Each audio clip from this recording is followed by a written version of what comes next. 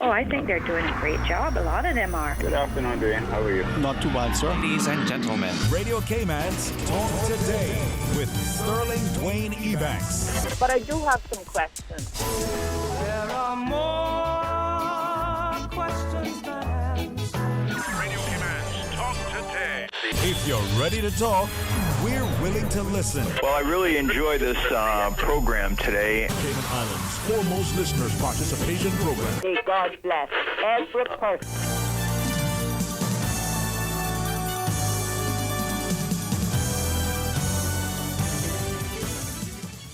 Hey, good afternoon and welcome. Thank you so much for joining us. We're going to have an excellent discussion focusing on our environment, the efforts of our students, protect our future. We get a chance to chat with them. 1 p.m.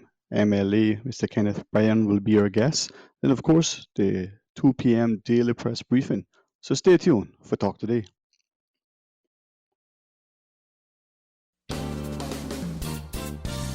Talk Today is brought to you by Fidelity Bank. For all your banking needs, visit fidelitygroup.com. Fidelity, we're good for you. Also brought to you by greenturtle.ky. Take a ride on the Green Turtle Express today. Download the Green Turtle app. The future of mobile. Saving lives today. Radio Cayman's Talk Today, the Cayman Islands' foremost listeners' participation program.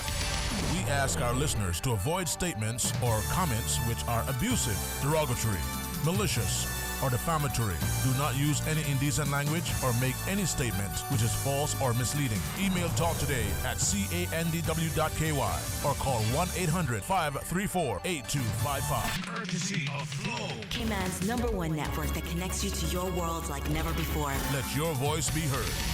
Once again, here's your host, Sterling Dwayne Ebanks.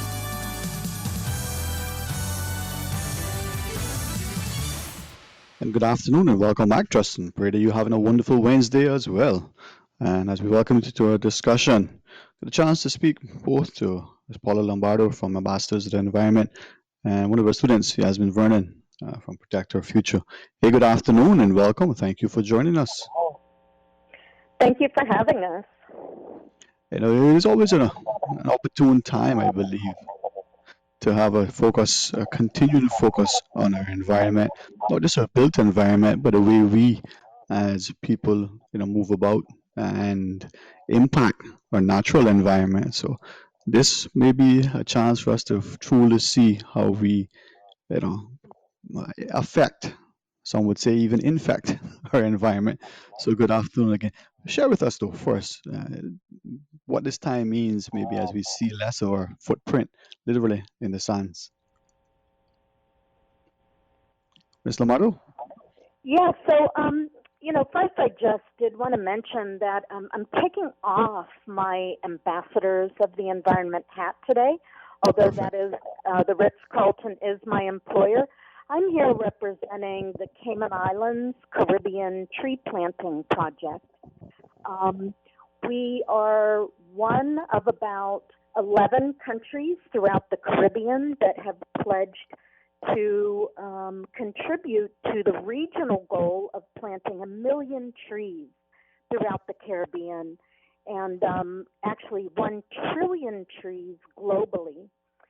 This is all an effort with the United Nations to reduce the carbon in our atmosphere and to address climate change in a very real and very tangible way. Just a kind of 101 science lesson, trees, they take in carbon dioxide and then they breathe out or provide oxygen for us to breathe, right? So important that they're sequestering, they're taking that carbon dioxide that causes climate change out of the atmosphere. And that's what this project is all about, is to plant so many trees that it's just going to suck that carbon right out of our atmosphere and do a lot of other good things for us locally as well, like food security. Right? So we'll be planting fruit trees, we'll be planting mangroves, and we'll be planting some native hardwoods. And just so you know, mangroves are absolutely amazing. They actually have a greater carbon sequestration rate than our land-based trees. So it's a really important tree for us to conserve here and to get out there and plant more of.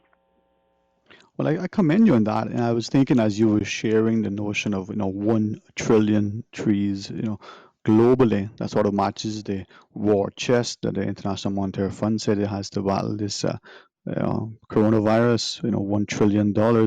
But if I may just ask, and certainly invite you to expound further on the trees, the types of trees and amount, 1 million here within the Caribbean region, but the mangroves in particular, very, very long ago, we seem to have had, this perception that, you know, transplanting or planting mangroves and the like were almost impossible to get them to, local parlance to catch, to take root. But we're seeing the science now in recent times that we can regrow the mangroves.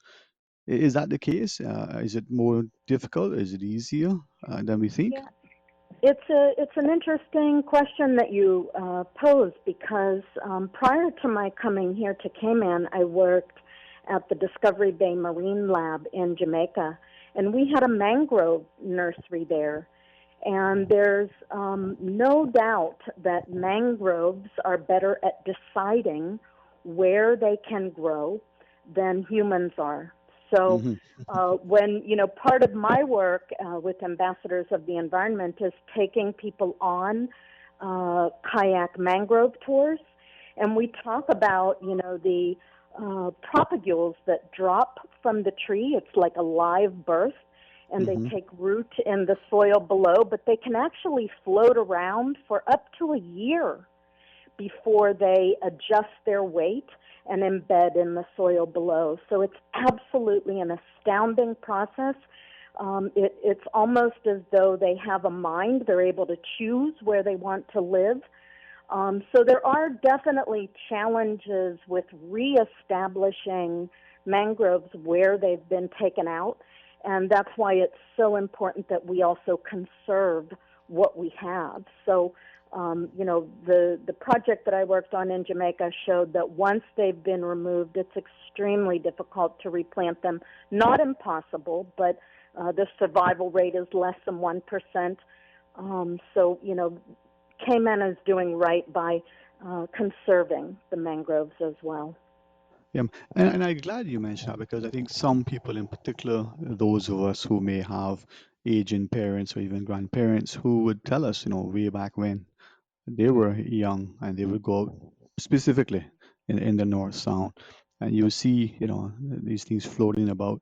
And as you shared, after a year, well, back then I guess I didn't know how long they would float, but they would be there forever. And you weren't allowed to sort of take them out and play with them, just left them alone. And sometimes they were more visible than other times. I'm thinking about that as I ask now that maybe less of us are in the water, in the sound, on the beaches, giving the tides and the seas and the nature a chance to kind of be alone, to catch his breath for a second. We could be seeing a significant improvement almost overnight, or is that just wishful thinking on the part of us to kind of make people feel good? Yeah, I mean, it's really, you ask just the best questions, can I just tell you, because that is really a focal point of our project. We don't want this to be just a feel-good activity where people get out and socialize. Yes, that's part of it, and you feel good planting a tree, getting your hands in the soil where life, so much of our life comes from. But it's also about the long-term benefit. It's primarily about the long-term benefit that climate change, problem solving. So we will be monitoring all of the plantings, making sure that at 6-month and 1-year intervals, they're still, they have a good survival rate. And we have just recently welcomed to our team a woman by the name of Joanne. She's a horticulturalist, and she owns Caribbean Blooms. And she will be consulting on every single planting that happens on our islands here. So she will tell us based on, where you're planting and what the conditions are, what tree will grow best there. So, we take that very seriously, that, we want this to be a long-term project, not just a one-day get out and plant. We want to nurture them and make sure that they have the best survival rate possible. Indeed. Now, Miss Yasmin, if I could, invite you once again to come back into our discussion Yes. and share your perspective. Good afternoon to you. Good afternoon. My name is Yasmin Vernon. I'm from Protect Our Future. We're a youth-led environmental campaign on island, and we recently met Miss Paula and got involved with this really amazing project. It's called the Tree Planting Project, KY.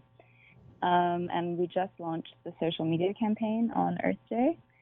So we've gotten a really, really good response on social media, and we've even done a challenge just to really focus on the importance of what we're doing. And despite planting trees seeming as a very simple thing, it has a huge effect, especially on the scale that we're doing it. So by June 2021, it may be pushed back, but we've been planning to plant 1 million trees, and that's with the Caribbean Philanthropic Alliance's tree planting project. Mm-hmm. So to me, it's just a very, very important campaign to be involved with, and I feel privileged that Protect Our Future got involved, and it links into everything that we're doing in our care for protecting the environment, especially locally with the recent dump fires and pollution and attention to climate change. So I feel Indeed. very passionate. Well, I'm glad that you're doing that, because as you're sharing, it's not just an act that would help us today, but for generations to come, and not just, even though we focus on the Caribbean and the Cayman, it will be a global impact. We're going to pause and take a break, but when we come back, could we ask a couple of things? We talk about 1 million trees within the Caribbean versus 1 trillion globally, but maybe how many in the Cayman? Maybe ask of you to expound further on the types of trees. Ms. Paula talked about some of the fruit trees and the mangroves and the like, but maybe other trees.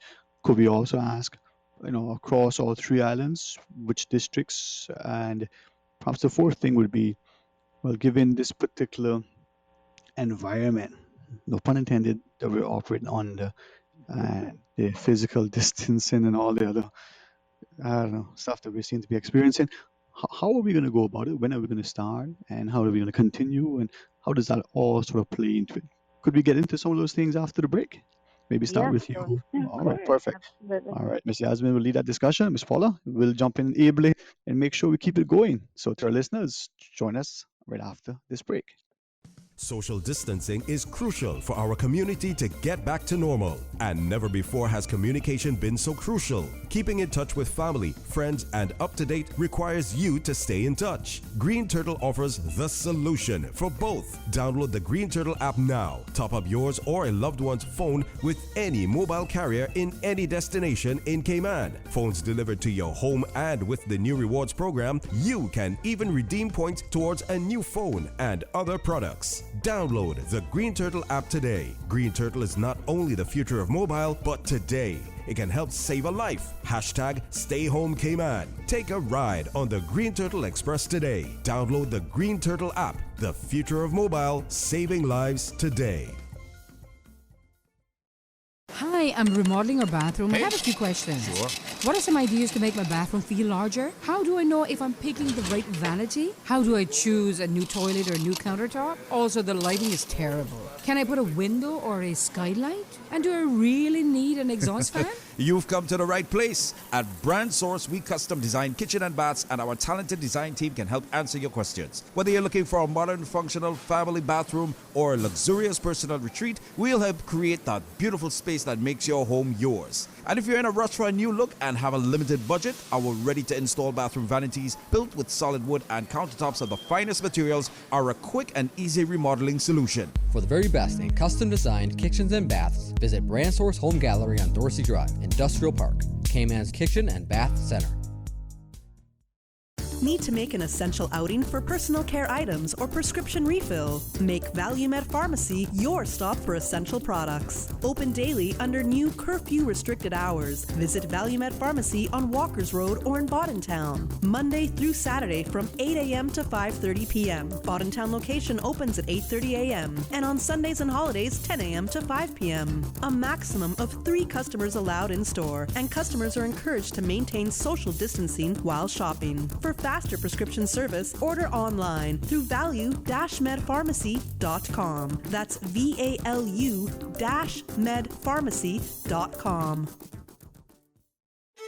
Hello, Cayman. I'm Quincy Brown.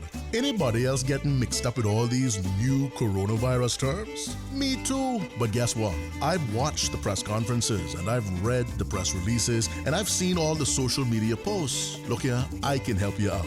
Shelter in place. Stay home. Stay out of Johnny Public. Una got it now? If Una want to stay up to the time with what's going on, there's only one place for the real information: the Cayman Islands government. Visit gov.ky/coronavirus. Now remember, keep washing your hands, keep following the rules, and keep taking care of each other. Saving lives is Caymankind. Talk today. But I do have some questions. Talk today. Cayman Islands' foremost listeners participation program. Talk today. Because there are more questions than answers. What the public is saying. Waiting to take your calls right now. Sterling Dwayne Ebanks.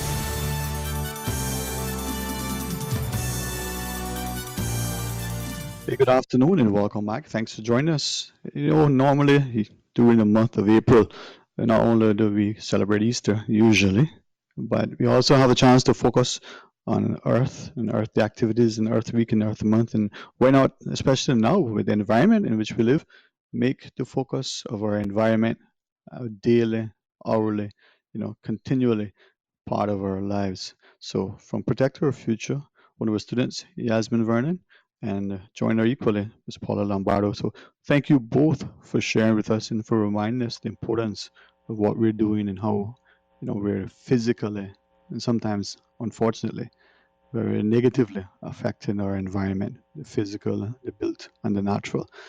Miss Yasmin, just before the break, I was asking for some, maybe some things when we come back. Are we okay to maybe continue that? And we're talking about some of the trees that you were looking at and the other questions we were asking? Of course.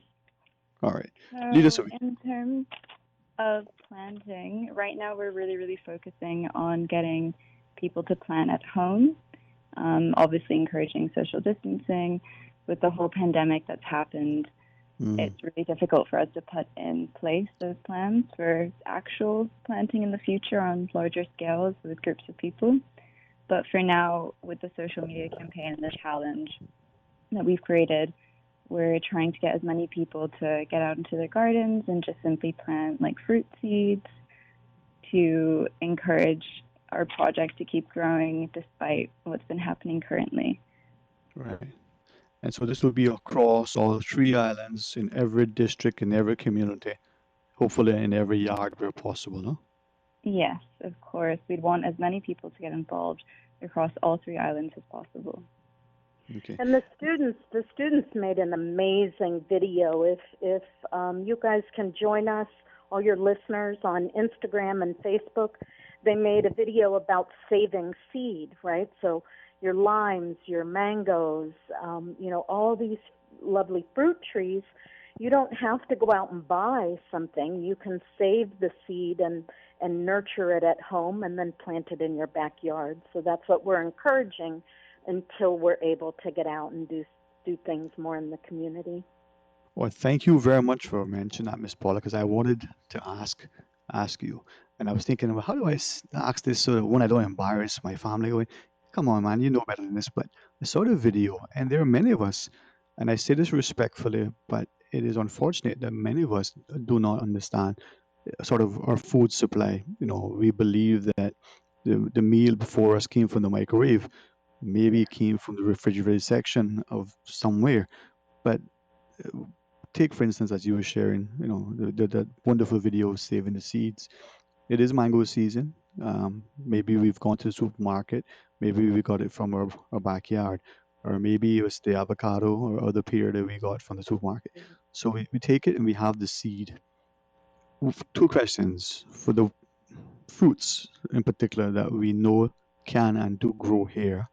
How do we, once we get the fruit and we've enjoyed it, maybe we've shared it, and we have the avocado pit, the mango seed now with us, instead of dumping it, what do we do to keep it? And then secondly, other wonderful fruits that we get to enjoy from time to time. How do we know what would grow and how not to? But let's take the first question about say the mango and the avocado because they're much easier. So we've enjoyed it, and now we have the seed. What do we do? How do we keep that so we can plant it? Well, those are two kind of larger seeds that can Yeah. be sown directly into the ground. Mm-hmm. Some of your smaller seeds, like watermelon plants, Watermelon. for example, or a lime tree or a guava, you could actually get them, dampen a paper towel and wrap them in that, and then leave them for a couple of weeks until they're able to sprout, and then plant them. But, really planting something like a mango or an avocado is really easy if you just sow it directly into the ground. Make sure you're watering it. Don't overwater it. There are videos out there, but, those are two seeds that are pretty easy to direct sow. Yeah, relatively speaking, those are probably some of the easier ones. But again, as you shared, we're online looking at all sorts of videos about things. Maybe here's a chance to look at food security from the provision of just a science project in your own household, and how do you grow a lime tree so that when you want some, a little swanky, you can go in your backyard and, have the lime right there, right? Yeah, exactly. All right. Now, Miss Yasmin, once we're sort of on the other end of this ordeal that we're experiencing globally, is there an intent, hopefully, to maybe have another sort of social gathering of the tree planting and the other activities that we probably would have had, but for what we're experiencing? I think so. Obviously, with the pandemic, it's hard to know when and Mm-hmm. how, but as soon as things kind of get under control and we have the opportunity to do that, that's something that I think we'd really push for because it's a big community project. It's not just us that are involved. Like, we want the whole community and the islands to be involved. So through doing that, we could get loads of people out planting, which would be a really positive thing for our island. Okay. If I may ask, and again, I'll be guided by you, but it's only from the perspective that I think all too often we seldom get a chance to truly see how what we're doing, how it may be affecting others, and in particular our environment. As a quick example, if we were walking along the beach and there was a little ebb and flow of the tide, we could see, you walk up ahead, there's the footprints, and if you look back in the water, the surf comes in, you see it being washed away. But if it's not, particularly, well, if it's a very still, calm day, the footprints may last a while. So props to you first, Miss Paula, as our sort of resident specialist and the other scientists in the room compared to the other two of us who are much younger.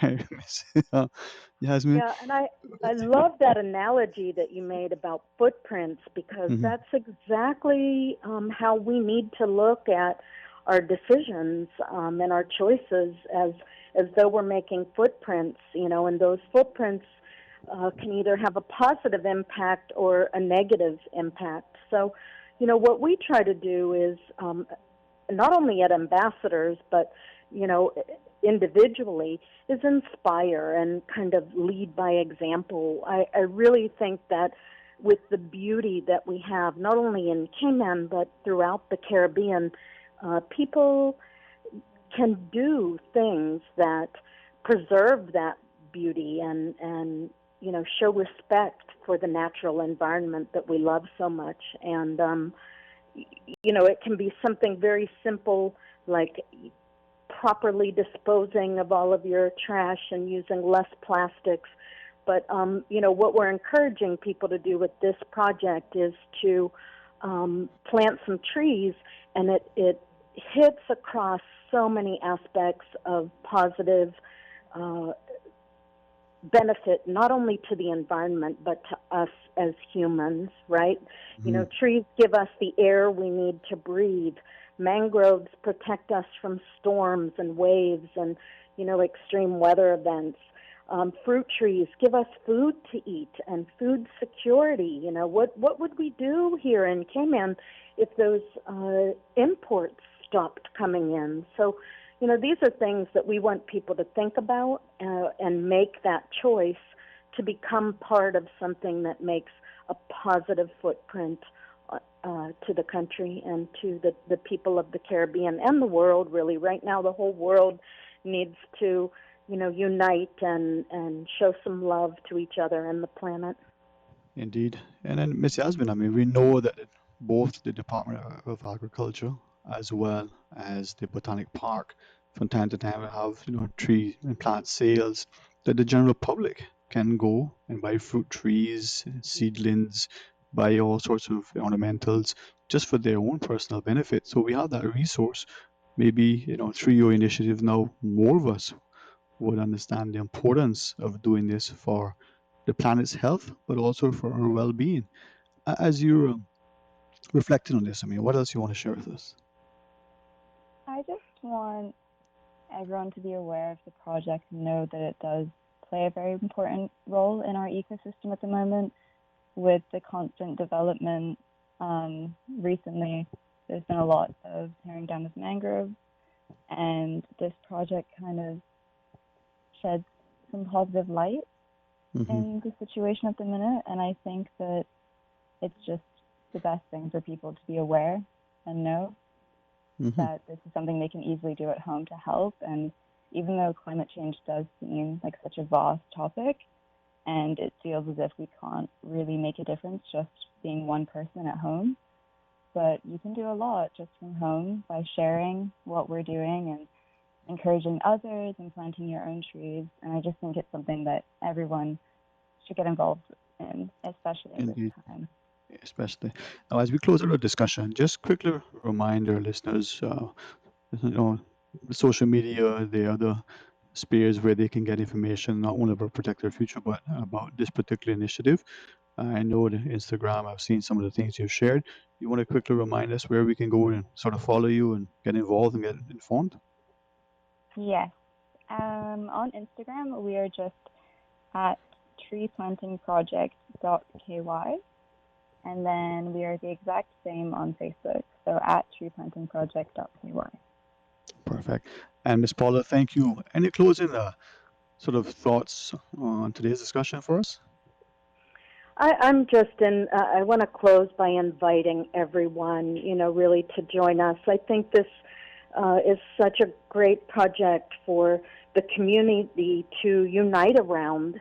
You know, once we're able to get out into nature a little bit more and socialize, I know everybody will be ready to do that. Stay tuned, because we will designate a day for planting. We will be organizing lots of events where people can join, and we will be providing the trees as well. That's a really important point. You don't have to spend any money. We provide the trees. You just pledge to plant those trees. But stay tuned. You know, join our social media, and we'll announce that date as soon as we know from the government when we're able to get out there. Excellent. And please accept this as a public invite, even if it's just a quick phone call for 30 seconds and say, hey, this is what's happening when. We're going to be here to partner with you. Thank you for your continued effort and attention to our environment. And to you, Ms. Yasmin, and you, fellow students, for keeping the faith, for pressing on, and for, planting, good seed for our future. Thank you so much. Thank you. All right, you guys stay safe. I hopefully I get a chat with you again very soon and continually. All right, to our listeners, we're going to pause and take a short break. When we come back, maybe we'll have a few minutes of open line, but we are expecting MLA Kenneth Bryan to join us for some discussion. Got a couple of WhatsApps that I want to read for us. Hey, it's nothing like, a little political banter, so we'll get into that as well. Stay tuned for Talk Today. Start getting your debt under control with a debt consolidation loan from Fidelity Bank. At Fidelity, your loan decision is quick with no runaround. Plus, with competitive interest rates and fees, we will help you reduce your monthly payments and get you back to living again. Don't let the burden of overwhelming debt tie you down this year. Call Fidelity today and let's make it happen with a Fidelity Bank debt consolidation loan. Fidelity, we're good for you. The public is advised that all public beaches will be closed throughout the Cayman Islands for a full 24-hour hard curfew from the 17th of April to 5 a.m. 1st of May 2020. This means persons are prohibited from entering on, walking, swimming, snorkeling, fishing, exercising, or any type of activity on any public beach during these times. Private owners with beach access are not permitted beyond the high water mark. Stay home to save lives, Cayman. During these challenging times, it can be easy to lose sight of all that we have to be grateful for.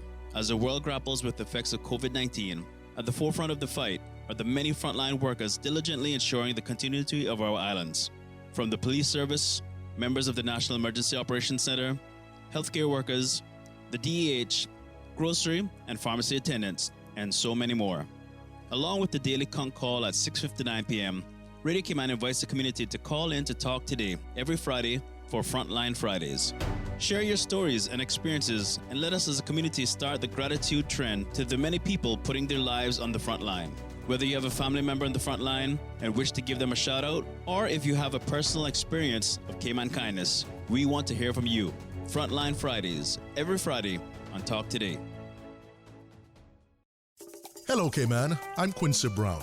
Anybody else getting mixed up with all these new coronavirus terms? Me too. But guess what? I've watched the press conferences and I've read the press releases and I've seen all the social media posts. Look here, I can help you out. Stay home. Leave Granny alone. Darling child, I mean we can't be visiting our old people because they're more compromised. We gotta keep them safe. Anna got it now? If Anna want to stay up to the time with what's going on, there's only one place for the real information, the Cayman Islands government. Visit gov.ky/coronavirus. Now remember, keep washing your hands, keep following the rules, and keep taking care of each other. Saving lives is Cayman kind.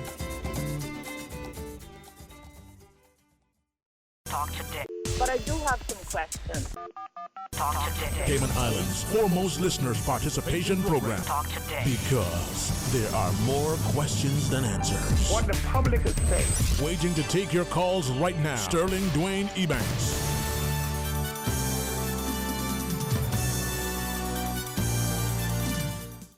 Hey, good afternoon and welcome back. Thank you so much for joining us, and certainly grateful to our students and the like for sharing with us, for showing their enthusiasm and commitment, and for literally, willing to stand in the gap. And again, publicly to Miss Susan, we're doing this remotely just to see how it works and to share. We got the technology. Now, we also have the good company of MLA Kenneth Bryan. And I think, Miss Susan, you were sharing there was something else going on, but let's go to the phones. Good afternoon. Okay, we got a caller online. Good afternoon. Hello, good afternoon. Okay, all right. And then MLA Kenneth Bryan will join us momentarily, and he's scheduled for 1 o'clock. So I look at my my watch, and it's going to be, and we're gonna have some open line until 1 p.m.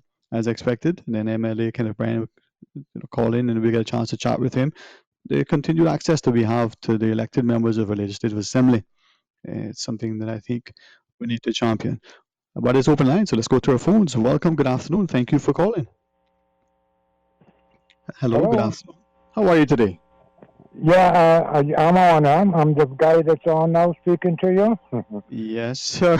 I can hear you well. I hope you can hear me as well. It's so good to talk to you again, Sterling. But I thought I would call into you because of all of this controversy that's going on about remarks made by John. Yes, and sir. it's really upsetting our country to hear this kind of stupidness going on, because people don't understand what John meant when he said that Joseph was chosen, even though they laughed at him. Remember, he was elected by the people, and then they asked him to join the cabinet. He went back to his people who said yes. So he was chosen by the people to do that job. Number one, same as Joseph was chosen to be the father of Jesus.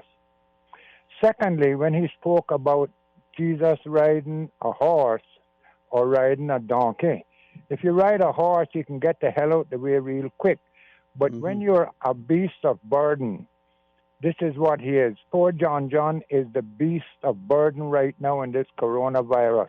And if I hear anybody personally or anyone make any remarks against him, you're going to have to answer to me because I have an answer to all of them. I just want to pray again for our beloved governor, our premier, and all, including John knows that because he's a child of God just like me. If not, he wouldn't be quoting proper scriptures. The other thing is, Dr. Lee, I can see the pain in his eyes, and I can also feel the pressure that is on the commissioner of police about this stuff like that, because all of them is trying to come up with a way to keep us alive.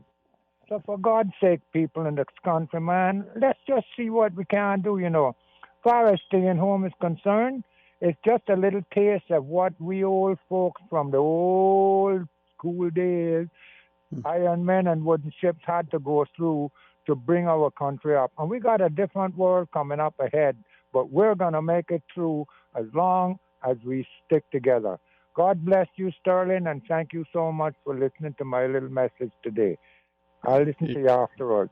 Bye. Thank you, sir, and thank you too for sharing your thoughts with us. And I appreciate when people recognize that this forum here on Talk Today specifically, that we have a chance to share our perspective. So, blessings to you, sir, and to the community, and to all in Sunday alike.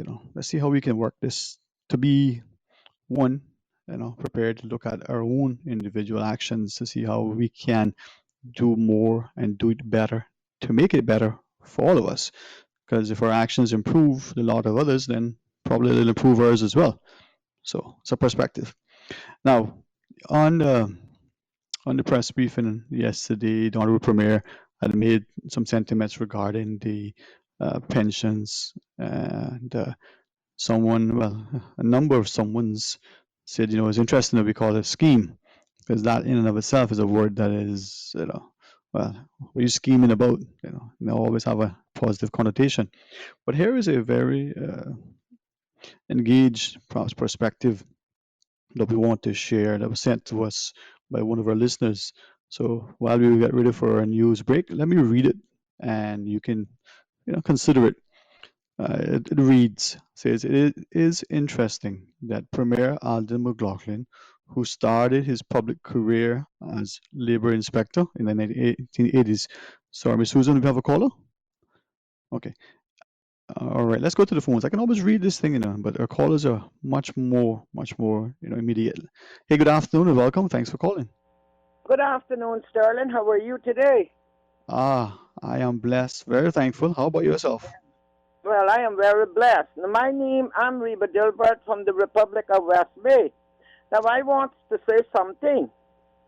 You see, John, it was me who told him to go and run and encourage him to go for politics. John is a very good man. I worked with John for years. Nobody don't know that, but I did. And if you do something wrong, that is his wife, that is me, he corrected us. So people have nothing to do but to sit down and make up stories. And when I'm making up stories, false news, why don't they find something to do? And I support anybody that says anything. I call him my son. When I went to get one of my awards with John, I had to take, because my children said they couldn't fool me, they gone Miami. That is like, he's like my son, yes. And he said, well, what happened to him? I said, you come in like, guys, man, I don't know my children. Nobody can say that about John, because every one of us got secrets. But they not come out, but I know a lot. Leave my son alone, John, you know here? Because you think that man, I don't know who that man was, but me and him will join up and we will team up. And I wouldn't like what the two of us will come with. No, man, people has to stop to find something to do. Play with the children, do something, but leave John alone. They are doing a good job.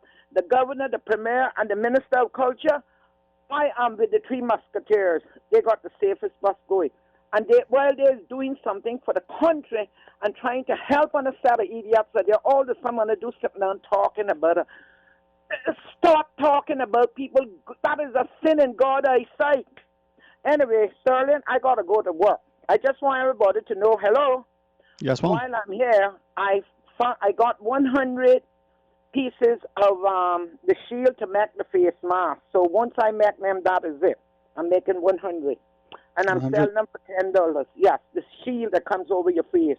And I'm making no foolishness because I'm not going to help on it when the spittle start coming in the coffin and the vomiting. I read it first so I can tell you why I made mine. I hear you. So, I hear you. yeah, okay, honey. Well, Yes, Sterling, you see all like how you short, you got to protect the top because somebody talking to you and they start sneezing and come down. So all of that I read and I did. So you have a good day and tell him to leave my son John alone. Okay, so what you telling me now? You making a special shield for me then that covers head to toe? Yeah, but how you so short and I so short that I'm not too special. But when I get I can call you. You bring my $10 too. No. Anyway, yes. Anyway, bye, honey. Bye, darling. Okay. This is the wonderful nature of this community. Anybody like who knows, Miss Reba, understands, her heart, her perspective, and the immediate way that we can communicate over the radio. For those of us who've been there for any length of time, will recall, Radio Cayman was a forum sometimes where somebody in one district, whether it was in Camelback or in West Bay, would call in and say, I'm trying to reach Miss Mary in East End about in town and just get in touch with her. Now we have instantaneous communication and maybe we forget our neighbors, we forget the love. But as Miss Reba was sharing, I'll relate two things to us quickly. I know it's been 25 years if it's been a day, where a very prominent, honorable gentleman, and he's once shared with a group of us. He says, whenever you decide to get into public life, in particular elected politics, two things you should, be mindful of. One is that whatever you did or you think you didn't do, people will know and they'll share it. And if you don't even have anything in your closet that they can make up, and say about, they're gonna find something. So if it's not true, they'll make up a story and put it out there. Well, the question is, to what extent we're going to have the sort of stature and the character and the caliber to be able to hold our heads high so that if it's hunger that keeps us awake at night, at least it's not our conscience. But in this time and from here on out, are we prepared as leaders in our homes, our businesses, our communities, in our churches and public institutions to be honorable, to be righteous and just, and to try to do what's best, to make the hard decisions if that is what is necessary, but to do it in a way. I can share with you that despite some of us being socially distant, or as we now stand to use physical distance because we recognize that we're social creatures, well, maybe let's stop talking and actually start doing. And well, maybe I'll pick that comment up with our elected member of the Legislative Assembly after the news break. Don't go anywhere. Stay tuned for Talk Today. Today's biggest news. Radio Cayman. It's only two species that we have here on island. Your voice, your choice. For today's biggest news. Access. Local, regional, international. This is headlines from Radio Cayman's newsroom team. Today's biggest news. The Cayman Islands community is called to come together for a national event of solidarity. Pastor Alson Banks is calling on our nation to unite in a campaign of prayer and fasting. In a broadcast message, Pastor Alson is joined by Caymanian actress Grace Byers, encouraging people to set aside daily routines and comforts to put greater focus on spiritual duty. Hashtag Prayer Cayman will begin this Thursday at 6 p.m. and continues through May 3rd.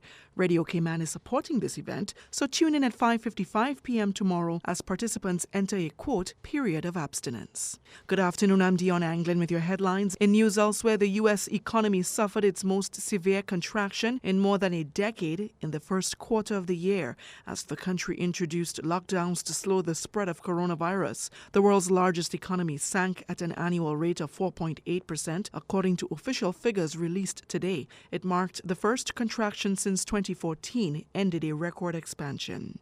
And U.S. Vice President Mike Pence has visited a top U.S. hospital without wearing a mask, despite the medical center's own rules that visitors should wear personal protective gear. Mr. Pence appeared to be the only person present without a facial covering at the Mayo Clinic in Minnesota. In a deleted tweet, the clinic said the vice president had been notified in advance of its policy requiring masks. That's a wrap of your headlines. I'm Dion Anglin. Stay in touch with Radio Cayman for the latest in news and information. Follow Radio Cayman on social media, Facebook, Instagram, Twitter. Download the Radio Cayman app or log on to our website, www.radiocayman.gov.ky. Radio Cayman, your voice, your choice, your radio. Hello, Cayman. I'm Quincy Brown. Anybody else getting mixed up with all these new coronavirus terms? Me too. But guess what? I've watched the press conferences and I've read the press releases and I've seen all the social media posts. Look here, I can help you out. Shelter in place. Stay home. Stay out of Johnny Public. Una got it now? If Una want to stay up to the time with what's going on, there's only one place for the real information, the Cayman Islands government. Visit gov.ky/coronavirus. Now remember, keep washing your hands, keep following the rules, and keep taking care of each other. Saving lives is Cayman kind. Talk today. But I do have some questions. Talk today. Cayman Islands' foremost listeners participation program. Talk today. Because there are more questions than answers. What the public is saying. Waiting to take your calls right now. Sterling Dwayne Ebanks.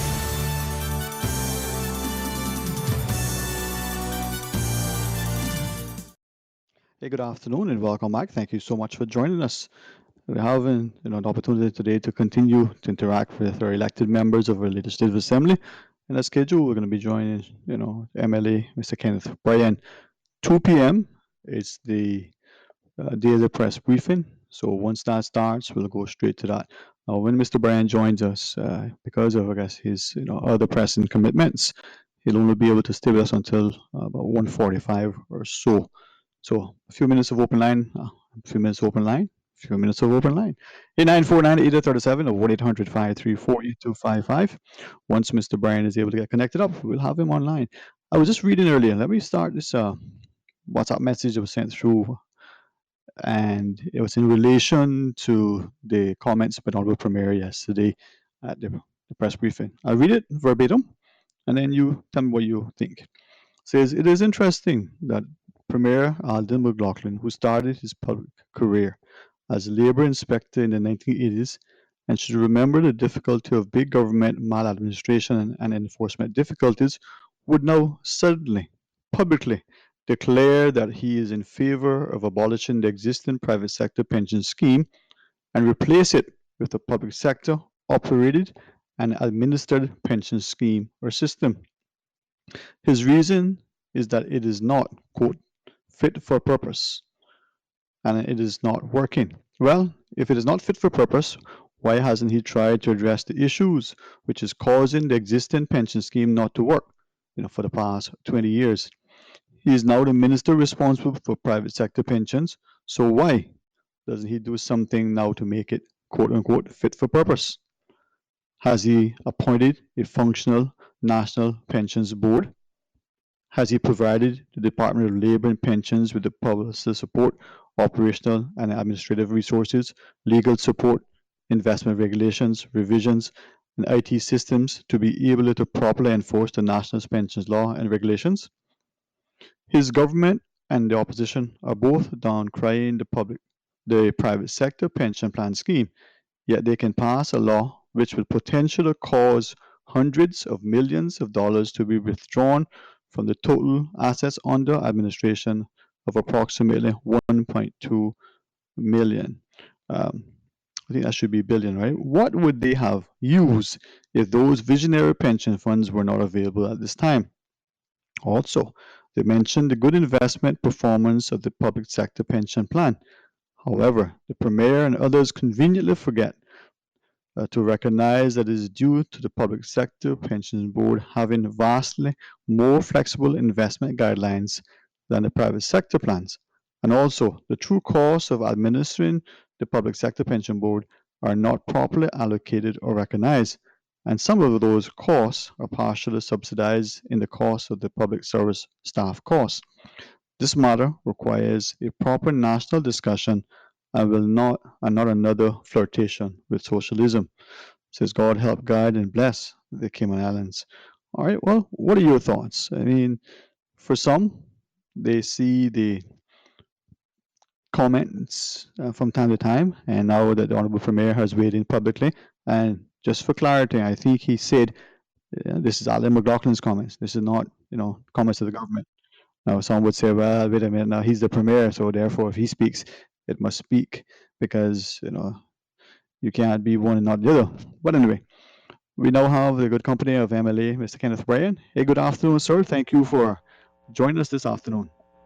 Good afternoon, Mr. Sterling. How are you doing today? Man, I am blessed, man. And Miss Reba just reminded me that I was short, but you know what? I guess she keeping me in check. So, I not gonna be feel too bad. Being short might be a bad thing. Maybe you can duck the virus. Well, you see, that's what I was thinking, right? But then she said, remember, you're short, so you need to not only cover your face, you need to cover the top of your head too. So I'm thinking. Oh, in the bad part is, she's just like right down the road from me, but I can't get out there and really give her a piece of my mind. But anyway. This shall pass. Write it down in your black book and you'll get her back later on. Anyway, it's a pleasure to be on the show. As you may be aware, I was on the show earlier this morning and spoke about a lot of very important things, but gives a second opportunity for the listening audience to hear some of the concerns and even call in and ask questions to their representative. Though I'm not in the decision-making room to give you all the facts and details, but I try to keep fully abreast of every press briefing every single day, and that's why I'm going to have to leave you at 1:45, so I'm ready and in tune to prepare myself to take my notes for then, because I broadcast a summary of the press briefing to those who may be essential workers. They have missed it and want to know the basic details from my constituency as well as on Facebook. So shoot away any particular questions you think that you may want to ask one of those legislators and their viewpoints and things. Yeah, well, listen, thank you very much again for not only coming on this morning, but for joining us. And, it is something that I've shared. If I ever say this from an ill-informed perspective or even improperly, I want to be, corrected, not just publicly, but I keep telling people we live in a time where our freedoms, the freedom to not just go to vote, which is probably one of the most fundamental things that we should never ever lose sight of. But if any of us want to get more directly involved with the electoral process, supporting the candidate, being a part of the platform, perhaps being a candidate ourselves, take those things for granted, and having members of the Legislative Assembly like yourselves who come on, to the various sort of talk shows specifically, and be willing to answer questions, make statements, engage in dialogue. It is, a healthy sign of a very, very maturing, responsible society. So thank you, for doing that. Also, I want us as a public to understand that there are only 24 hours in a day, and irrespective of what the public may, perhaps from an ill-informed perspective, not be able to recognize the demands on the time of, say, the MLA. It is only 24 hours in a day, so I know some of you are up, constantly. So thanks for that level of service, No problem, but it is a part of my responsibility to inform the people, because without information, we're ill-prepared and we could potentially put ourselves at risk. So information is key. Okay. So before I ask you one of the first questions that we wanted to do, is there anything specifically that if you were in that, either a more of an advisor or directly in the decision-making process, you were the Premier, you were Minister for Health, you were the Governor, the Commissioner of Police, you were more, even part of the caucus, what would you be telling the government that they should be doing or doing differently if they're not doing it, or doing it differently if they are doing it? Well, first thing I want to say is that I think the government is doing a good job.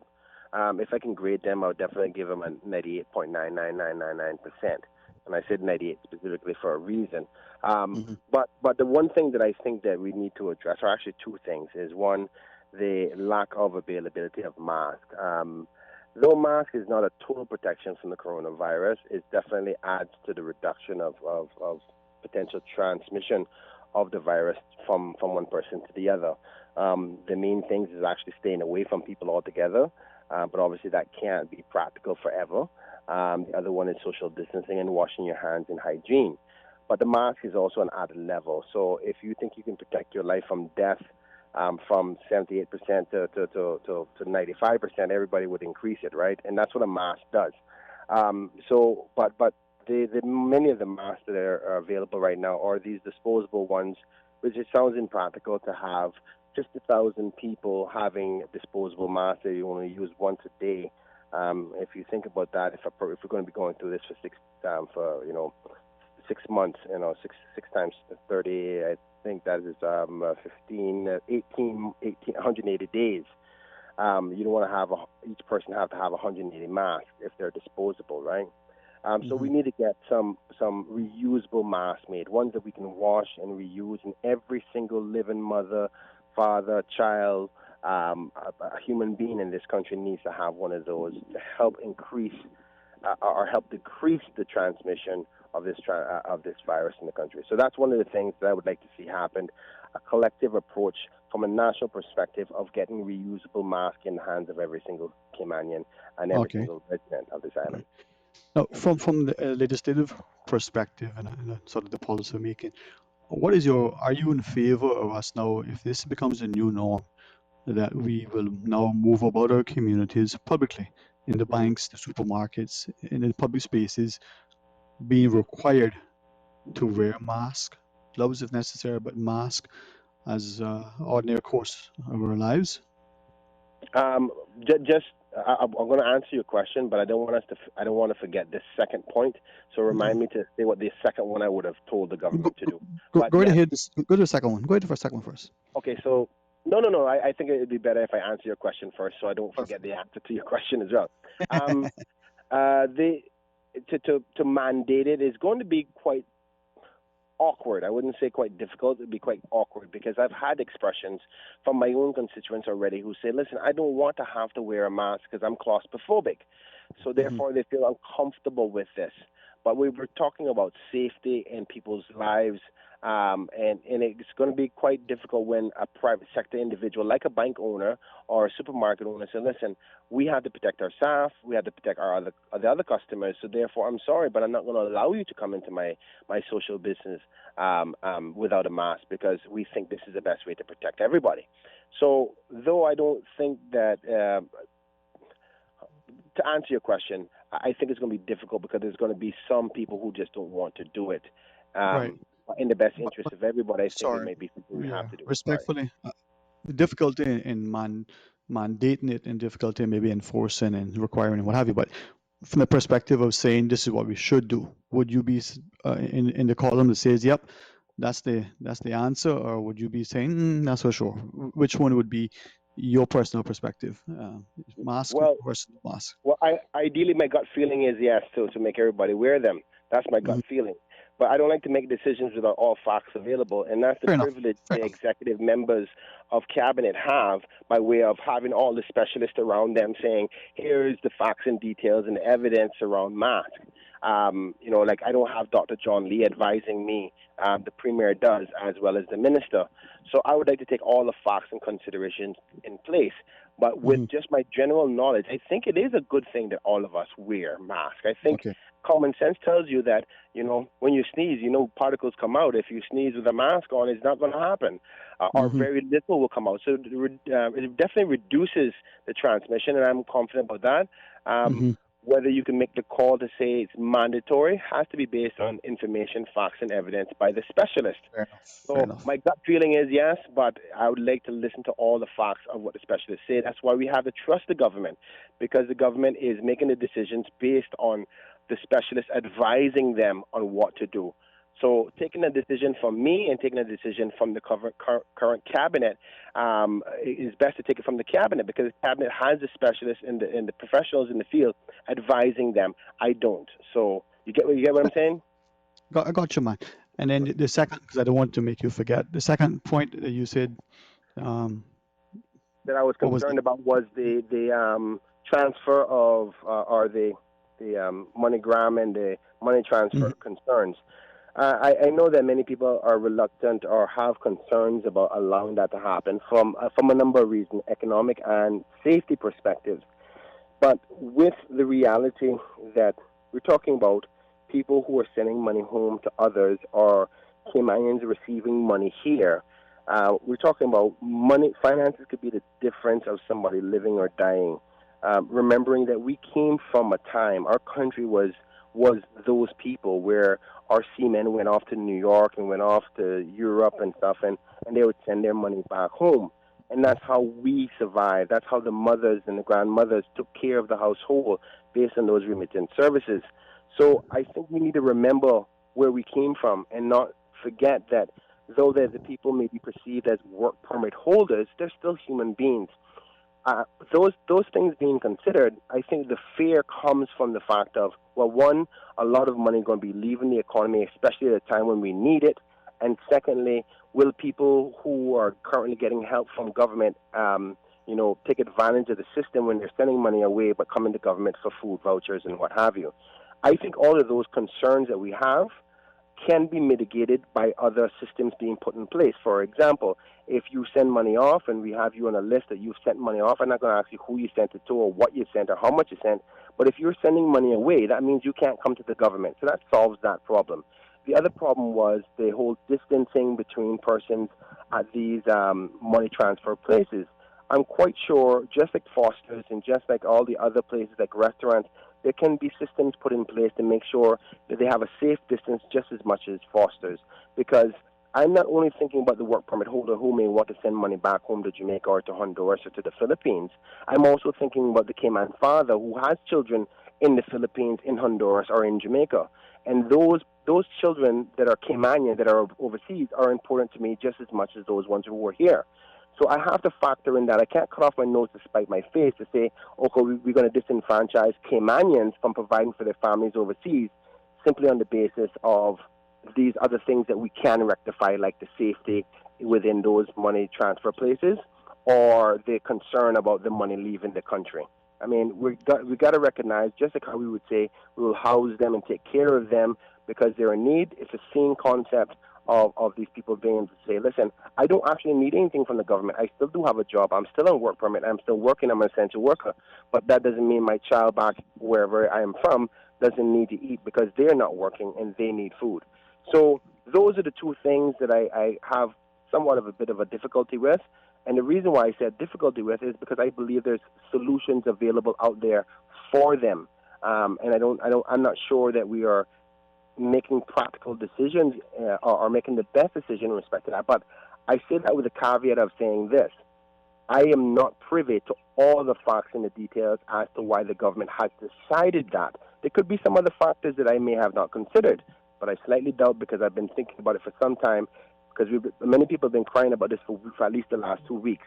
And the more I hear about it, the more I think about it, the more practical solutions that I hear from other people. I say, hold on, this can happen. And there has to be some other reason that I hope the government can explain as to why they're not allowing it to happen.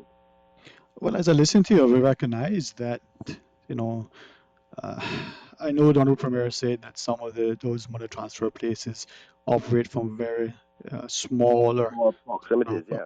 Yeah, but if we're in the line to get into the supermarket or the banks or the other places, we're still near people. When you're in a bank, even the larger branches, there's still people there. So I hear your concerns about the people who are working here, who have their families, their parents, their siblings, their children, their spouses that they need to support, that they were supporting. With that in mind, could I ask then? We understand it. Again, just taking the latest press briefing of yesterday, the Honorable Premier had alluded to it prior. He sort of expounded a little bit yesterday. Today, maybe a little bit more, each day a little tease, perhaps, as they negotiate what it is they plan to do. I want to ask two other questions directly. First, he said that presumably construction will be in the second phase. So Monday come in for 2 weeks, we'll have something happening, and depending on how the test results go, 2 weeks hence, it'll be perhaps more things happening, and construction would be possibly in that second phase. Yes. What do you think about open up construction that soon? I think it's feasible. I definitely think it's feasible. I think it's one of those industries that are outside in the open, fresh air, and there's many other industries that are quite similar to that. I see he also alluded to the pool cleaners, and they're going to be outside as well. So I think there can be safety mechanisms put in place, as in protocols, and once these construction workers and businesses and contractors put those systems in place, they can work. What I'm most concerned about is there's a lot of discussion about the big contractors. We keep on hearing about the big supermarkets. What about the small ones? We have little small mom and pop shops, which are mainly owned by the Caymanians, the little small ones. And I'm not sure that this is another concern for me, is that I'm not sure if their voice and their concern is being translated into the cabinet room where the discussions are being made. Because, yes, a Mark Alpine can institute and put in the proper safety mechanisms. But I had a conversation just about 2 hours ago with a man from West Bay that said, listen, I have 2 Caymanian tilers who don't have any formal education, but they know the skill set.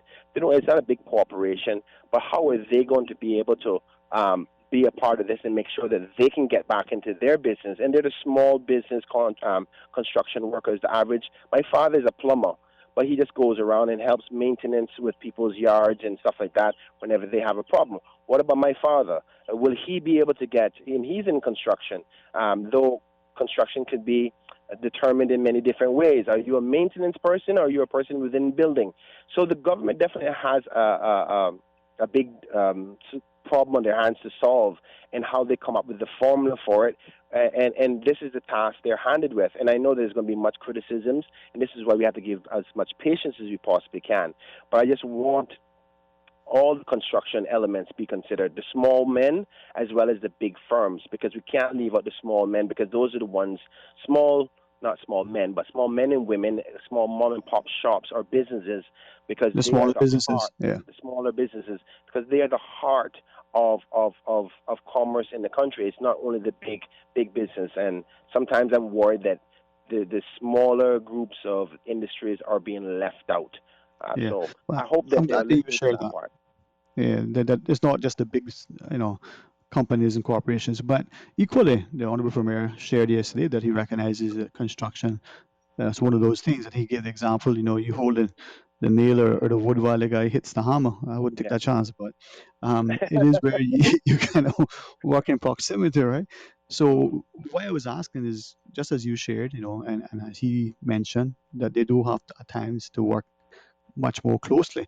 But from the perspective, and you probably know more about this from the position you're in, but if we're going to have construction opening up, and despite the concerns the Premier mentioned of people having to sometimes work, a little bit more closely together, is there an issue with respect to, well, we're starting the construction sites, the people on the sites are working, and two things, they may be interacting more closely, whether they're able to follow protocols and have the necessary protective measures, but they're now going to come back into their households, they're going to come into the supermarkets and to the other places. So again, potentially increasing the probability of spread.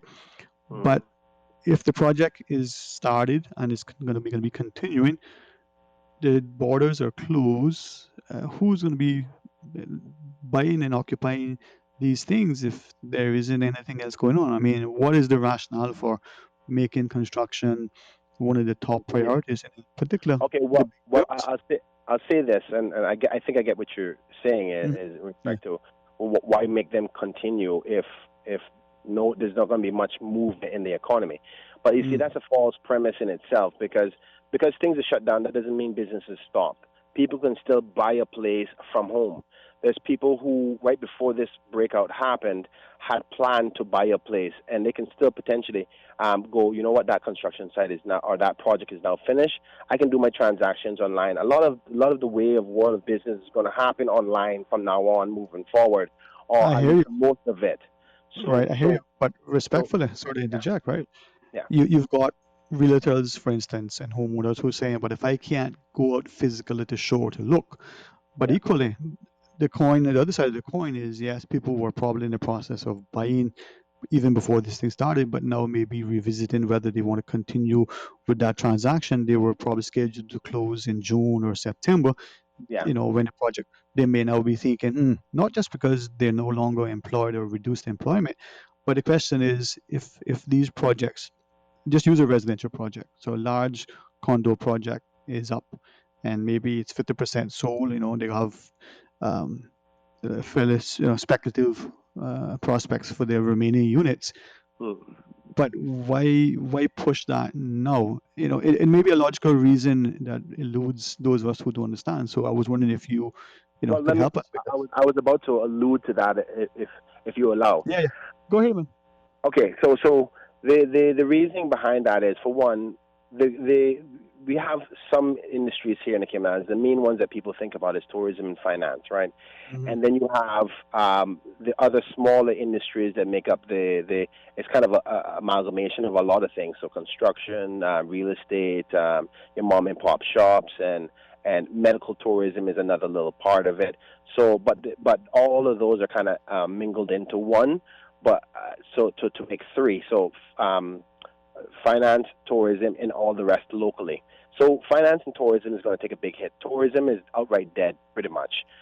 Financial services are going to be affected. We don't know yet. We're waiting for the specialists to give an idea of how bad it's going to be.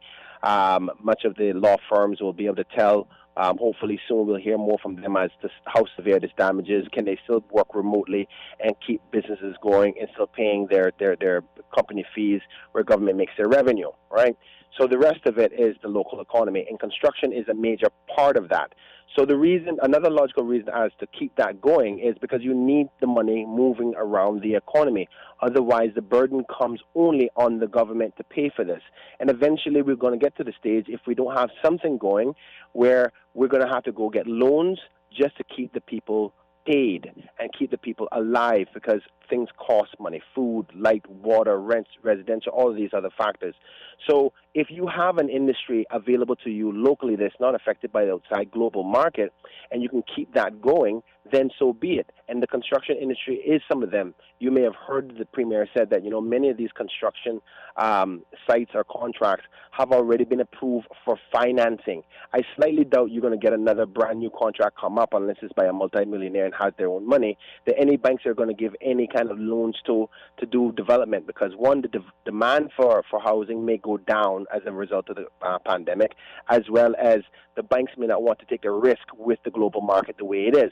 So the only ones that are going to be moving right now are the ones that have been pre-approved already or halfway through, unless, as I said, a multimillionaire does it. So to answer your question, that is a part of our local economy that we need to keep going, because it will make people have jobs, make people have income, and therefore less burden on our dependency on the government, which we don't have a lot of money coming in right now due to the global crisis. I hear you. But I was just thinking of two things. As you said, more money in the economy, but we know that a lot of the workers in the construction sector are on permit, and we know that a lot of them are asking. See reasons they're asking for these money transfer places to open, because they're going to have monies that they want to send back to families in their home countries. Yes. But as your last point, if the banks are probably not going to be willing to lend to prospective new homeowners, and if the global home housing market is going to probably take a hit, if we build, again, just construction projects for residential, if we're going to build, and yes, the money is approved, the project is on the way, but nobody is going to be buying and occupying, questions to be asked. Okay, well, I get your point, and I should have said something else to that too, which is, for the most unpredictable thing about this whole pandemic is nobody knows how long it's going to last. Nobody knows how quickly we will recover. So, for example, you have a project that was expected to last for 1 year. You were 8 months in, you got 4 months to go. But this pandemic only lasts for 4 months, and boom, a miracle vaccine was created. The global economy starts to change, and boom, you would have had your project finished just in time, where banks feel more comfortable again, money is starting to run, and your project is ready to go. So the other thing to factor in is that you can't say indefinitely that these things are going to happen. You have to presume that eventually it will come back better, and preparing for the better as well, because you just simply can't shut the system down altogether. And we hear about the balance of safety and the economy, because yes, you want to save lives, but if you don't have any money to feed yourself, you also have to worry about the safety of you starving to death as well. And we have to be realistic that the government does not have an endless bank account. There's going to be so many other countries in the world, and luckily we're not one of them, that will have to go into further debt. I'm talking about debt where they're going to have to give up their locations of their shipping routes and other countries having control. You've heard about places in Africa already, because they're in such dire need that they've given up their ports to Chinese, because they got to go further in debt in order to feed their people. Luckily, our government has been working very well over the last couple of years to keep our finances in order, thanks to the FFR, Framework for Fiscal Responsibility, imposed on us by the UK, that we have been saving our money. But the thing is, we don't want to have to go into further debt. If we can get through this in the next 3 months, and by the grace of God, that we have a vaccine and this thing turns around globally, not locally, but globally, because I think we're going to do our job locally, and the government is doing a good job with that locally.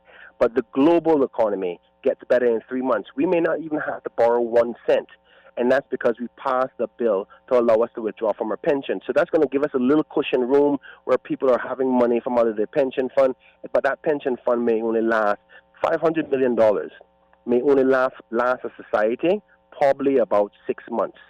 So if that gives us a little cushion room, we may not have to borrow any money and be like other countries in further debt. Sorry. Perfect. No, man. Listen, I publicly apologize, Ms. Susan. She's reminded us of a break.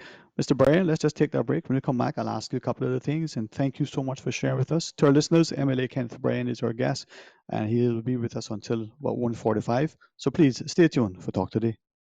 Social distancing is crucial for our community to get back to normal. And never before has communication been so crucial. Keeping in touch with family, friends, and up to date requires you to stay in touch. Green Turtle offers the solution for both. Download the Green Turtle app now. Top up yours or a loved one's phone with any mobile carrier in any destination in Cayman. Phones delivered to your home, and with the new rewards program, you can even redeem points towards a new phone and other products. Download the Green Turtle app today. Green Turtle is not only the future of mobile, but today it can help save a life. Hashtag Stay Home Cayman. Take a ride on the Green Turtle Express today. Download the Green Turtle app. The future of mobile, saving lives today.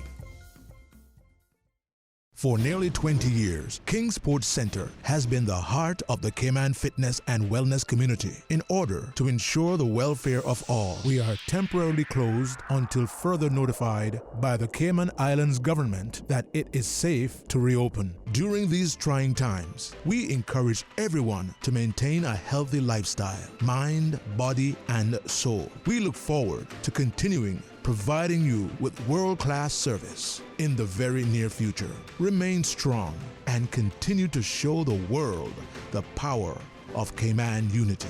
King Sports Center, your one-stop shop for fitness, recreation, and relaxation.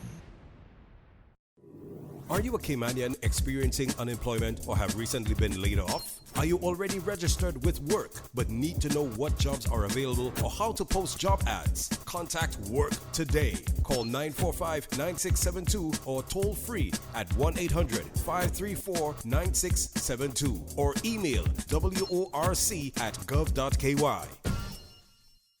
Attention all blood donors, we need a pint from you. Join us at the National Blood Bank this Thursday, 10 a.m. until 3 p.m. The off-campus location at the Red Cross building across from the Farmers Market. Spend 15 minutes, give your pint, and save 3 lives. Curfew day not your day? Not a problem. Visit giveblood.ky, request your letter, and it will be emailed to you. The National Blood Bank Auxiliary location at the Red Cross building. Compliments of the Cayman Islands Red Cross. Community partners are Rotary Club Central, Generali Health Insurance, Car City Fosters Group, and the Cayman Blood Donor Service. Remember, when blood is needed, nothing else will do. This message is courtesy of the Rotary Club Central, supporting the National Blood Bank since 1999. Rotary, connecting the world. Vamped Motors encourages everyone to stay home in compliance with our government's directives, which are absolutely critical to protect our islands from the coronavirus. In light of this, Vamped Motors will be closed until our Cayman Islands government gives us the all clear to return to work. Please, everyone, be safe and let's get through this together by staying apart. Hello, Cayman. I'm Quincy Brown. Anybody else getting mixed up with all these new coronavirus terms? Me too. But guess what? I've watched the press conferences and I've read the press releases and I've seen all the social media posts. Look here, I can help you out. Stay at home. Stay home. No gadaboutin'. Stay your backside home. Una got it now? If Una want to stay up to the time with what's going on, there's only one place for the real information, the Cayman Islands government. Visit gov.ky/coronavirus. Now remember, keep washing your hands, keep following the rules, and keep taking care of each other. Saving lives is Caymankind. Talk today. But I do have some questions. Talk today. Cayman Islands' foremost listeners participation program. Talk today. Because there are more questions than answers. What the public is saying. Waiting to take your calls right now. Sterling Dwayne Ebanks.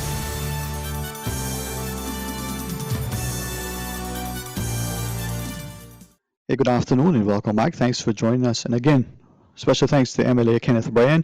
Hopefully you were able to hear him this morning on our talk show. And again, this afternoon. So, Mr. Bryan, hey, today, the media circuit, man. Good afternoon again. Good afternoon, my brother. All right. I had two other things I wanted to ask you about. Certainly mindful of your time. And certainly, as you shared, we have the press briefing that probably is going to take place at 2. That's, we'll get it when we get it. And there's anything in particular you want to share before I ask any questions. Maybe you want to jump in now. If not, go right ahead. I want to answer your questions before I do my closing remarks. Perfect. Two things that a number of our listeners were sort of sharing with us, right? And I think you just shared before the break that we need to get the economy going so people can provide for themselves, maintain their mental health, their sense of independence, so that one, the government doesn't have to go into any great debt to support people, but also so people can feel like they have that sense of independence. I'm used to put food on the table, right? There has been a number there have been a number of individuals who have shared that we've been sort of talking about moving people off island to Canada, Honduras, Nicaragua, Colombia, and everywhere, right? But we have to sort of look at transatlantic flights and ship people through different connecting jurisdictions and the like.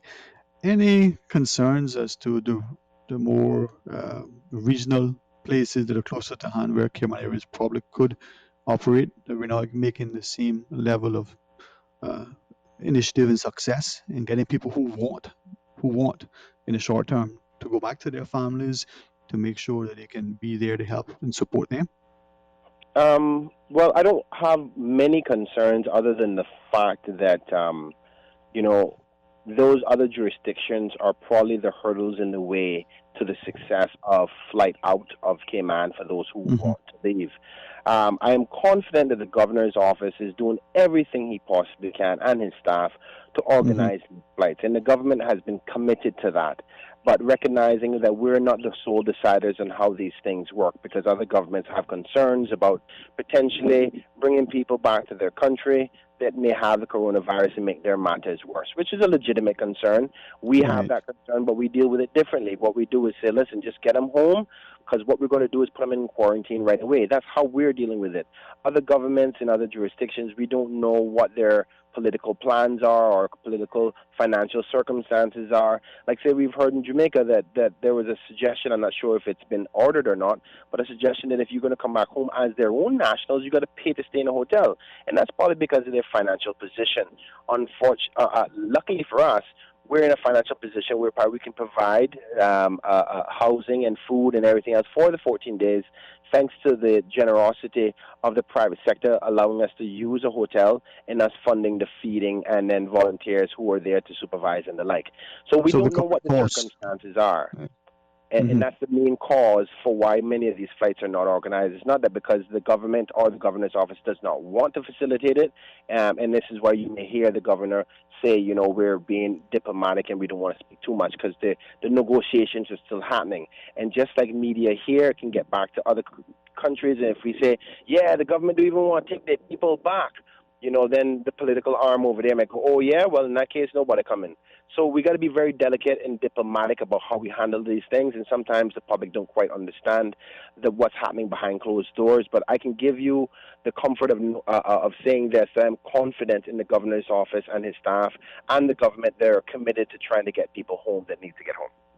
Yeah, no, I hope that was how it was come. No, I think everyone has confidence that the governor's office is trying to use the diplomatic channels. I think what the concerns that we had from some of our listeners is that they've tried either their local consulate offices here or even sometimes families back home in their countries talking to the government people in their home countries saying, hey, we want to get back here, and yet there seems to be a problem on, as you shared, on their end, their governments not willing to open the borders, not being able to accommodate their returning citizens.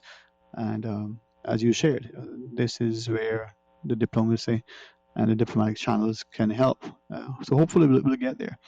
With that though, as we look at where we are, you feel confident as a parliamentarian that the safety, security, the stability, not just the economic aspect, the social aspect of our people, that we were moving about and interacting. So far, so good. I would say that I am comfortable. I am comforted. Yes, we may have still a few people who are not listening in, and those people know who they are. Ideally, I think it's because they're not getting enough of the messaging of the seriousness of this, and some people are still taking it lightly. But I find that to be a fault because we're not mandating that all radio stations and all television stations tune this in at all times, because we don't have a national TV station that is in everybody's home, somewhat like Cuba, right? But I think it's because lack of information and understanding of the seriousness of this pandemic. But overall, I think that we have a good 95% of the population who understands and is cooperating properly, and the numbers are starting to luckily in our favor. And I think that things are moving positive. We just have to be very cautious, and I commend the government for doing that. And we have to give them all the patience that we have.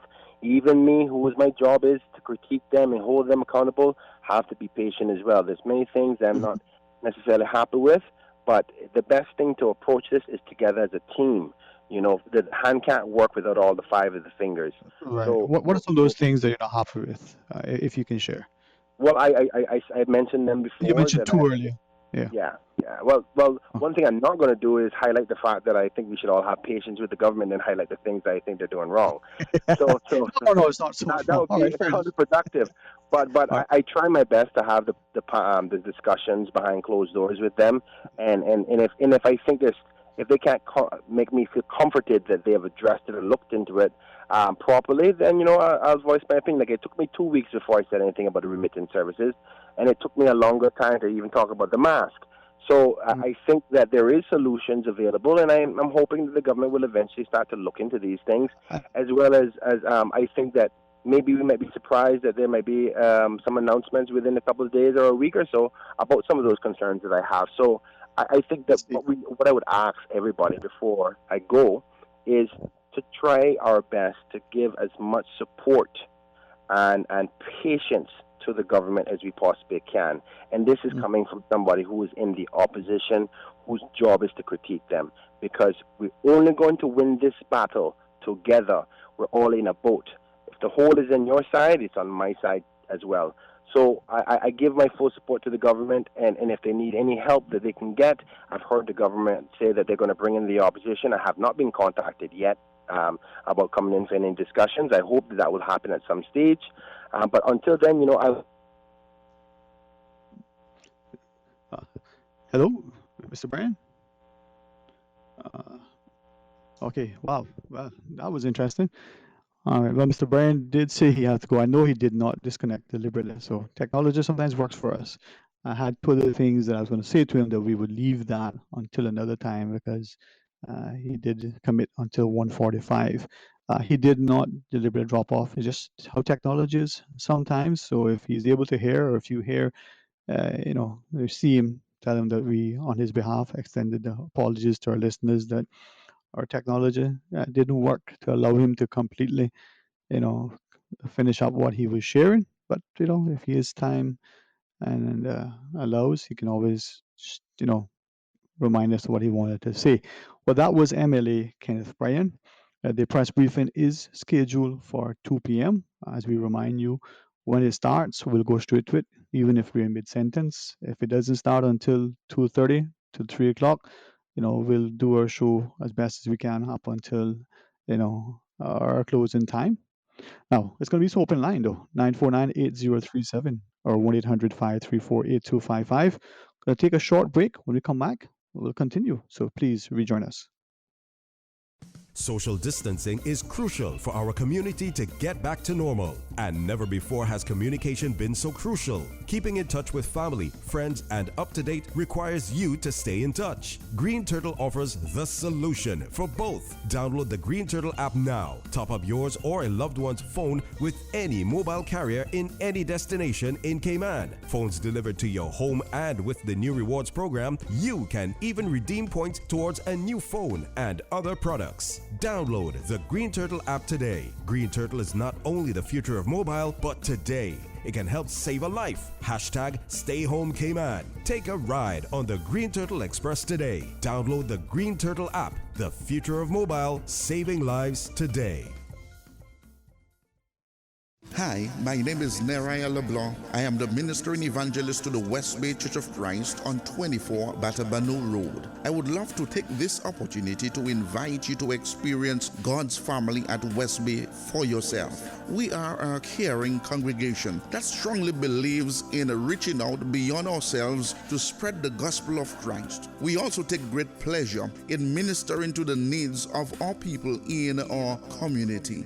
As God's called out kingdom people, we are in the business of transforming lives for the Master's use. For more information, you can visit our website at westbaycichurchofchrist.org or call us at 946-9294 or 917-1809. Declaring the word of the Lord. Cayman Islands Church of Christ presents Word of the Lord. Word of the Lord, heard Sundays at 6:30 p.m. on Radio Cayman. At Seaboard Marine, customers often ask us questions about their shipments. Hi, I'm thinking of buying a car from the States. Which port do you ship out of? Hi, we ship out of Miami, Houston, and Brooklyn. Just let us know your port of choice and we can provide you with a quotation and answer any questions you may have on insuring and protecting your vehicle during its journey. Shipping shore to shore, Seaboard. Hello, Cayman. I'm Quincy Brown. Anybody else getting mixed up with all these new coronavirus terms? Me too. But guess what? I've watched the press conferences and I've read the press releases and I've seen all the social media posts. Look here, I can help you out. Social distancing. Well, that means you're to keep a distance of 3 to 6 feet away from the person next to you. Or in layman's term, if you can see the color of the eye next to you, you're too close. Una got it now? If Una want to stay up to the time with what's going on, there's only one place for the real information, the Cayman Islands government. Visit gov.ky/coronavirus. Now remember, keep washing your hands, keep following the rules, and keep taking care of each other. Saving lives is Caymankind. Wow, looks good. What is that? Chicken chair. What did you just say to me? Chicken chair. I am not a chicken. Whoa! I said chicken share. It's from KFC. Bucket of 12 hot wings, 6 pieces of chicken, or 8 tenders. KFC chicken share. Just $12 each. Oh. Want some chicken, tenders, or hot wings? You're sharing your chicken share with me? The new chicken share from KFC. Just $12 each. And it's finger-licking good. Dine at KFC Baytown Plaza, KFC Shedden Road, or KFC at the Strand. Lee's Office Products is available for purchasing stationery supplies, but limited to deliveries only. To order your stationery supplies, please call 949-2303 or email sales underscore Lee's Office Products at candw.ky. That's SALES underscore LEESOFFICEPRODUCTS at candw.ky. Hours are from 10 a.m. to 4 p.m. Make working or studying from home stress-free. Call or email Lee's Office Products. Stay home, Cayman. Stay safe. Talk today. But I do have some questions. Talk today. Cayman Islands' foremost listeners participation program. Talk today. Because there are more questions than answers. What the public is saying. Waging to take your calls right now. Sterling Dwayne Ebanks.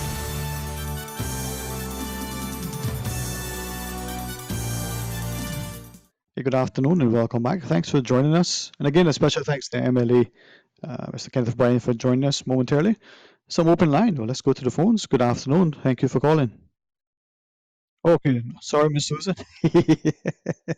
We are, we're getting used to this. For those who are joining us, we're leveraging the technology that we have available to us, and Susan is safely and happily in her, wonderful appointed studio at Radio Cayman.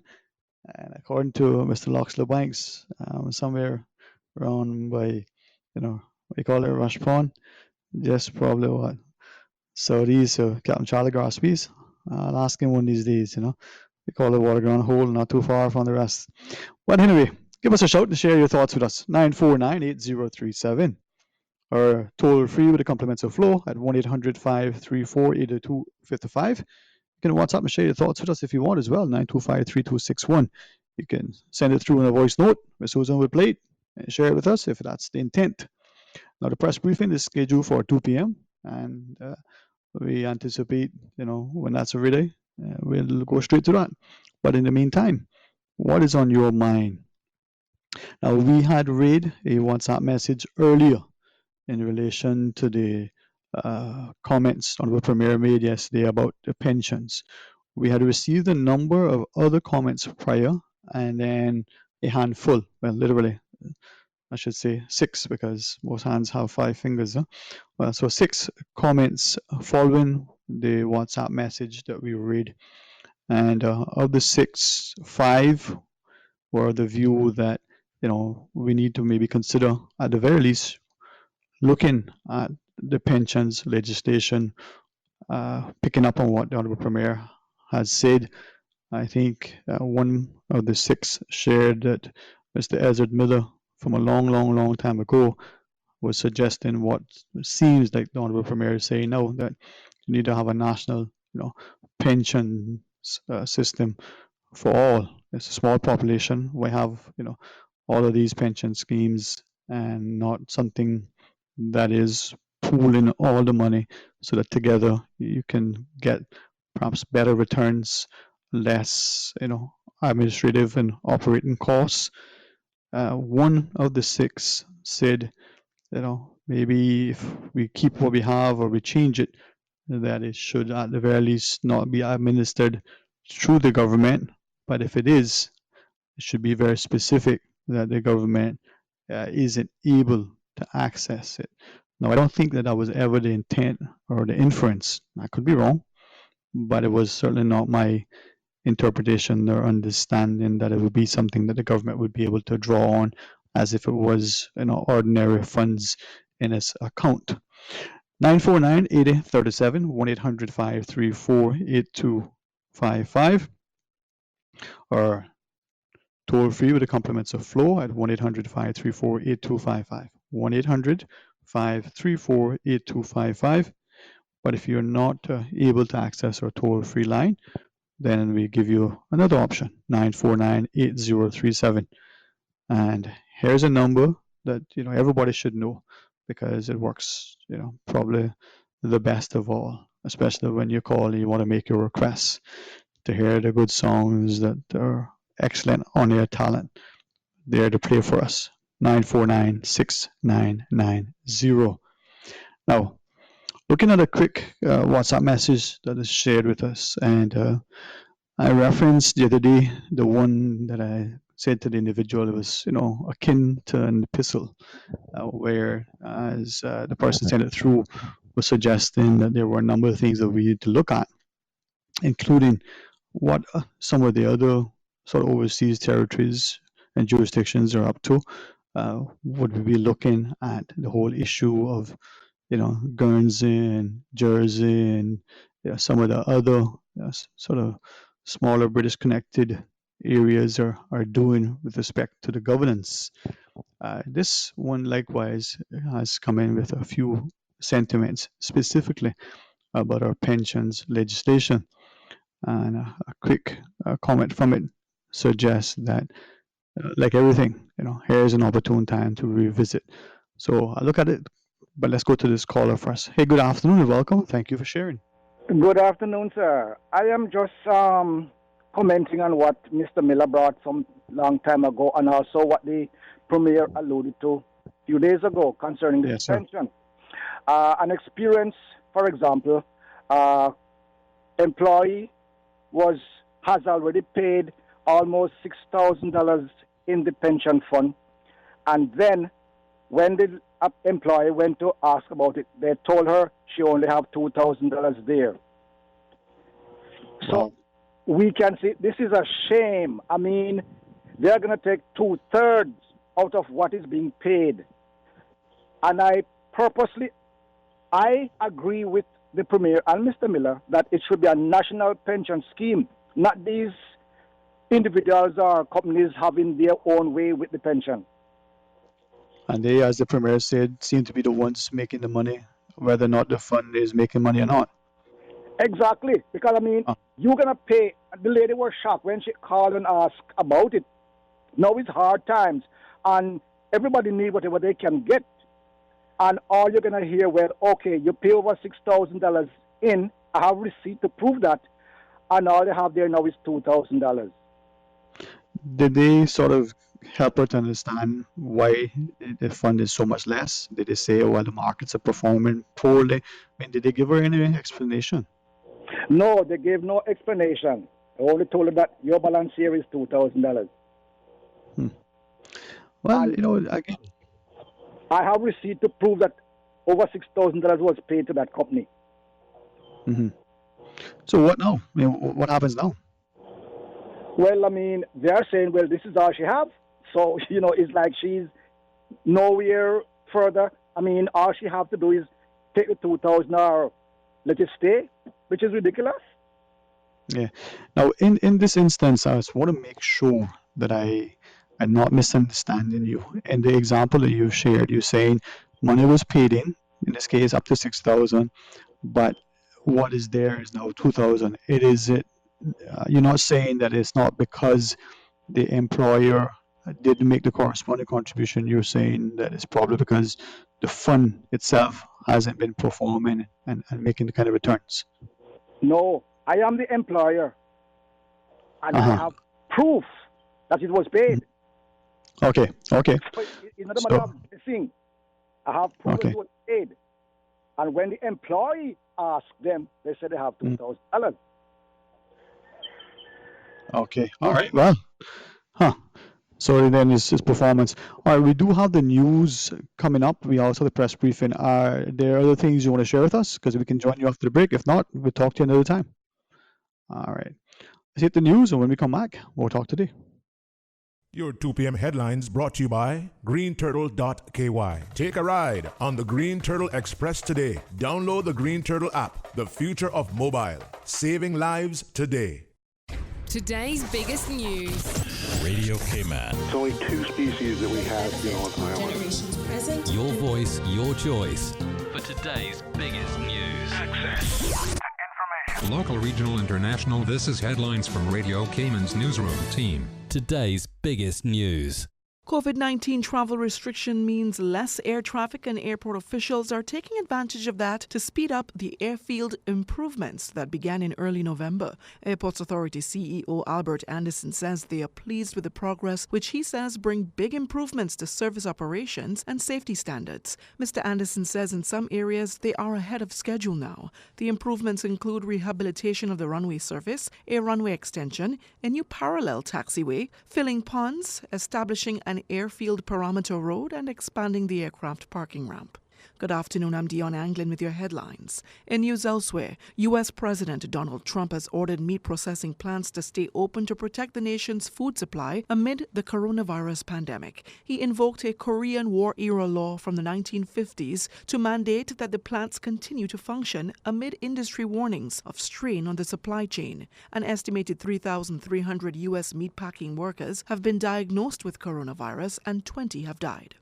And the governor of Kentucky has apologized to a man named Tupac Shakur after he filed for unemployment and was wrongly labeled a prankster. Alas, for fans of the popular U.S. rapper whose 1996 death sparked years of conspiracy theories, it appears the applicant wasn't him, but a man who changed his name by deed pool. That's a wrap of your headlines. I'm Dion Anglin. Your 2 p.m. headlines brought to you by greenturtle.ky. Take a ride on the Green Turtle Express today. Download the Green Turtle app, the future of mobile, saving lives today.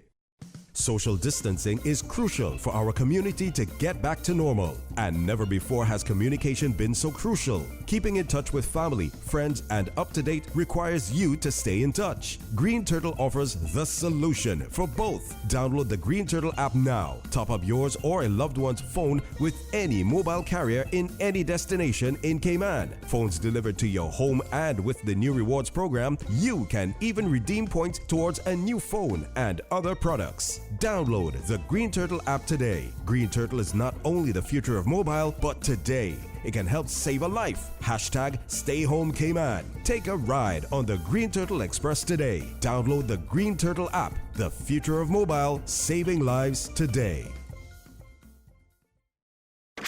Stay in touch with Radio Cayman for the latest in news and information. Follow Radio Cayman on social media, Facebook, Instagram, Twitter. Download the Radio Cayman app or log on to our website, www.radiocayman.gov.ky. Radio Cayman, your voice, your choice, your radio.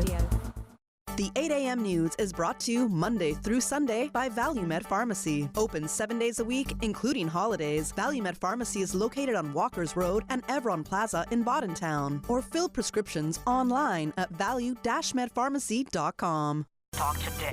But I do have some questions. Talk today. Cayman Islands' foremost listeners participation program. Talk today. Because there are more questions than answers. What the public is saying. Waiting to take your calls right now. Sterling Dwayne Ebanks.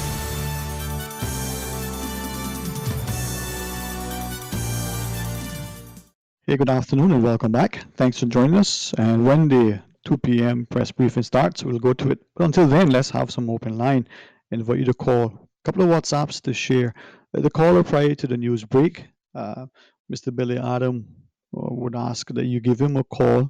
You were talking about the pensions. And as I think most of us know, Mr. Billy is not only a very, astute, a very civic-minded, but well-informed, conscientious, a true gentleman.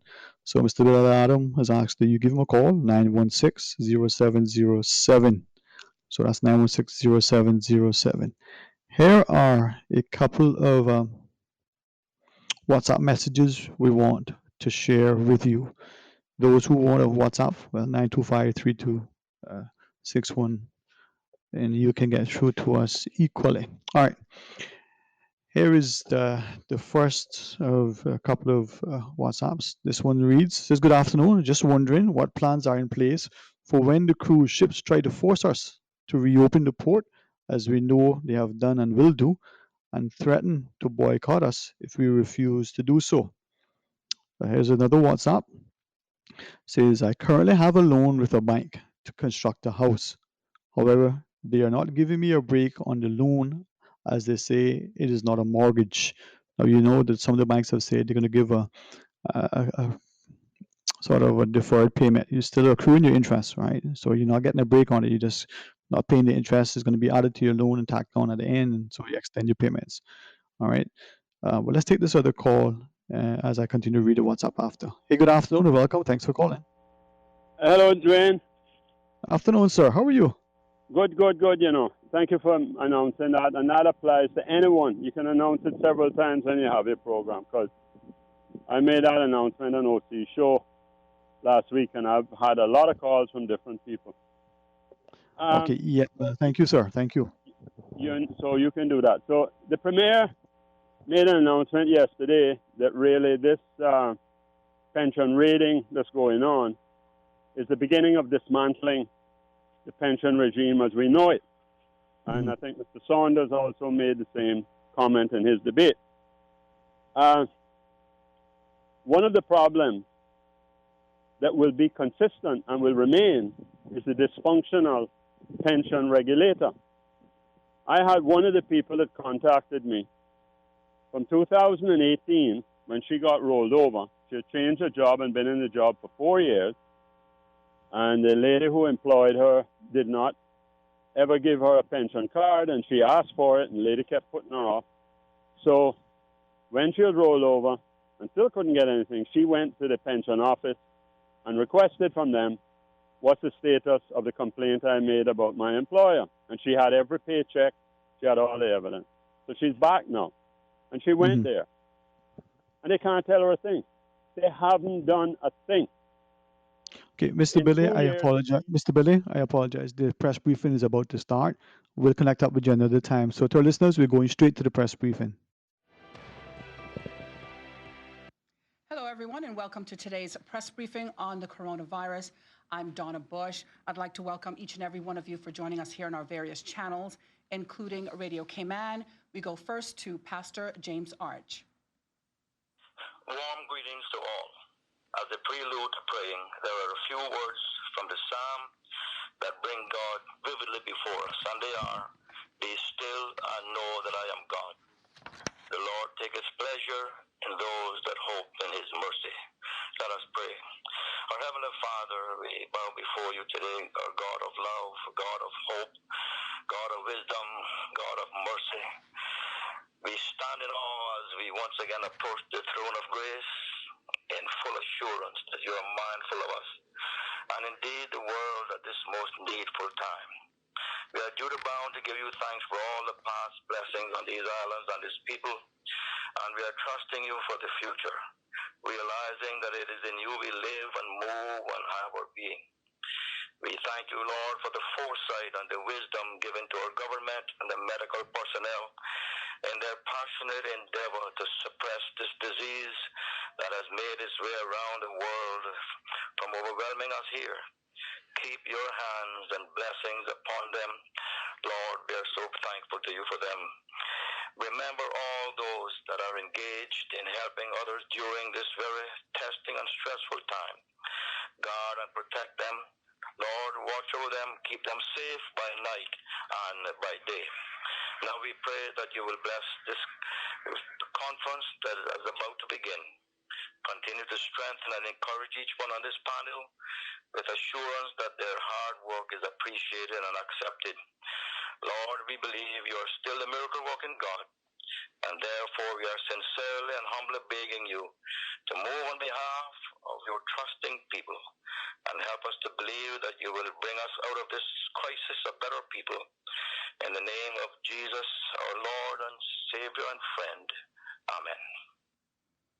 And thank you very much, Pastor Arch. We now welcome our panelists, His Excellency the Governor, the Honorable Premier, and the Minister of Health. Also joining us in our studio are the Chief Medical Officer, the Acting Deputy of HMCI, and the Sign Language Interpreter. Also joining us by Zoom are the Medical Officer of Health, Dr. Samuel Williams Rodriguez, and other members of the press. We now go to Dr. John Lee. Good afternoon.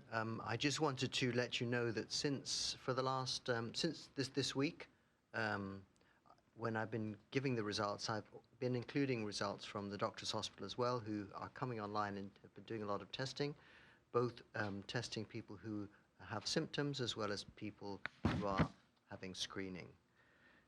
For today, there are 200 negative results, and I have nothing further to add.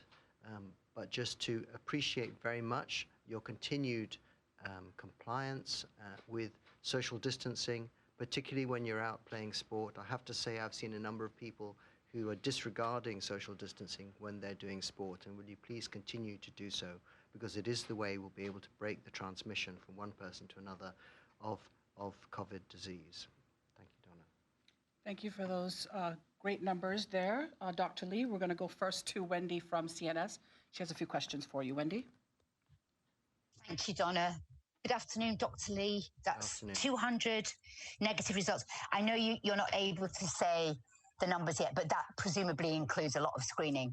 A lot, quite a few in there, because I'm recognizing a lot of medical names, so yes. Right, okay. I just have a couple of questions regarding the situation in quarantine at the moment and the testing surrounding that. Do you have a figure on how many people are in government quarantine isolation, so the official government isolation at the moment, and how many of them have been there for 14 days or more?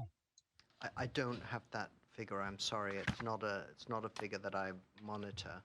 I'm not sure if hazard management. I'm looking towards Ms. Teresita, whether she might know, but it's not a figure I know. Okay. Okay. And do we know what? I'm just really trying to get an idea of how long it is possible for people to remain positive. So I wondered whether we've got sort of the longest person staying type figure. You know, like how long somebody has had to remain in quarantine before they got the all clear. Yeah, the poor people that are having weeks and weeks longer than they anticipated. I feel so sorry for them. The issue is that there are some people who've been there for a long while. We don't know. It's again a question of not knowing enough about the disease. We don't know if they are possibly infectious. In a few years' time or a few months' time, we may know that actually they were never infectious. But at the moment, we have to assume that because viral particles can be detected in the samples that we're taking, that there is the potential for them to spread. So obviously we're being cautious as anybody would expect, and we're asking them to please stay isolated. But quite a few, both in the government facility and at home, are continuing to be positive weeks after their 14 days. Okay. Is there any chance of getting those figures at the next briefing? Yes, I should think so. Yeah. Thank you. Thanks. It's just for medical interest, that's all. It's for a story I wanted to do. Thank you. Appreciate it. Bye. Wendy, we do have Teresita De Silva from HMCI. She's an acting deputy director at the moment. She can answer your first question for Dr. Lee for you, partially, I think. So if we could welcome Teresita up. Thank you.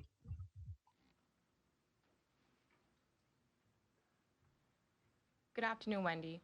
From our records, we currently have about 200 persons currently in isolation, but I'll have to look back at the data to break it down in terms of the different batches of person that came in, because we do have the batch that came in from the BA flight yesterday, as well as previous flights that came in. So we can work on that and get a breakdown and have that for tomorrow. Thank you, Teresita. Okay, Wendy, that answers your question? Thank you. Yeah, thank you very much. Yeah, no worries. We go to Reshma now from Cayman Compass. Reshma? You had questions Thank you. for Dr. Lee. Dr. Lee, can you say how many tests we have pending and how the process is working between Doctors Hospital and the HSA lab? Yes, I'm not sure of the amount that's pending currently. They're working through the backlog. As you see, we're getting quite a few that are coming through, but we're also adding to the testing at all time. The testing, as far as with the Doctors Hospital are concerned, they, as you know, they just started end of last week to start testing, but they're increasing their capacity, and we're sharing the pool of people that require testing. So as soon as they wish to have more people from the pool, then we just direct them to the other site. We're also hoping that I think there was an article in one of the news services, I can't remember which one, that there will be a site opened up in the east as well, so that HCCI can also set up testing there as well. Okay, in terms of the negatives that you shared today, you said they are screening tests.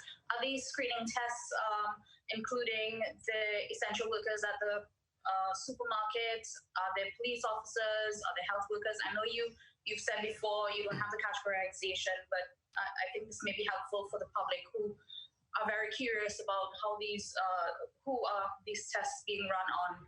Yeah, we're currently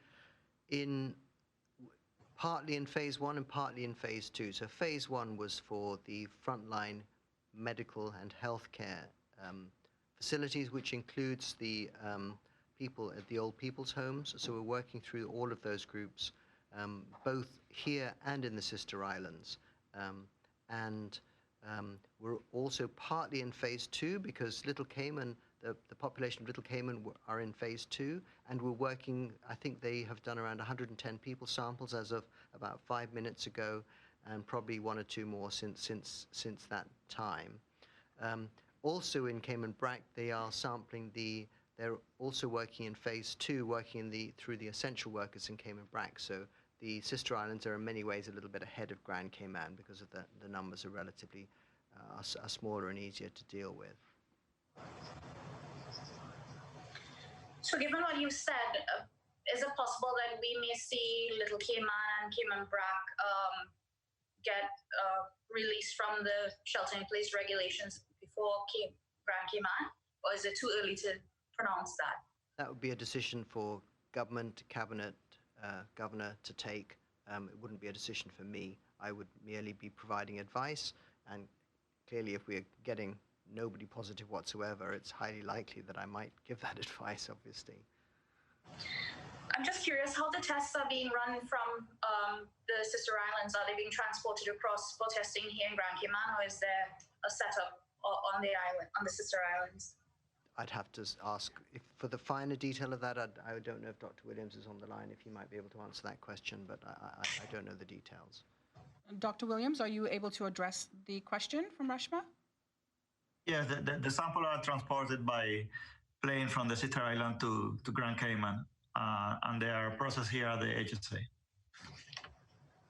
Okay, great. Thank you. That's it from me for Dr. Lee for now. Okay, thank you very much, Reshma. We're going to go now to April from Radio Cayman.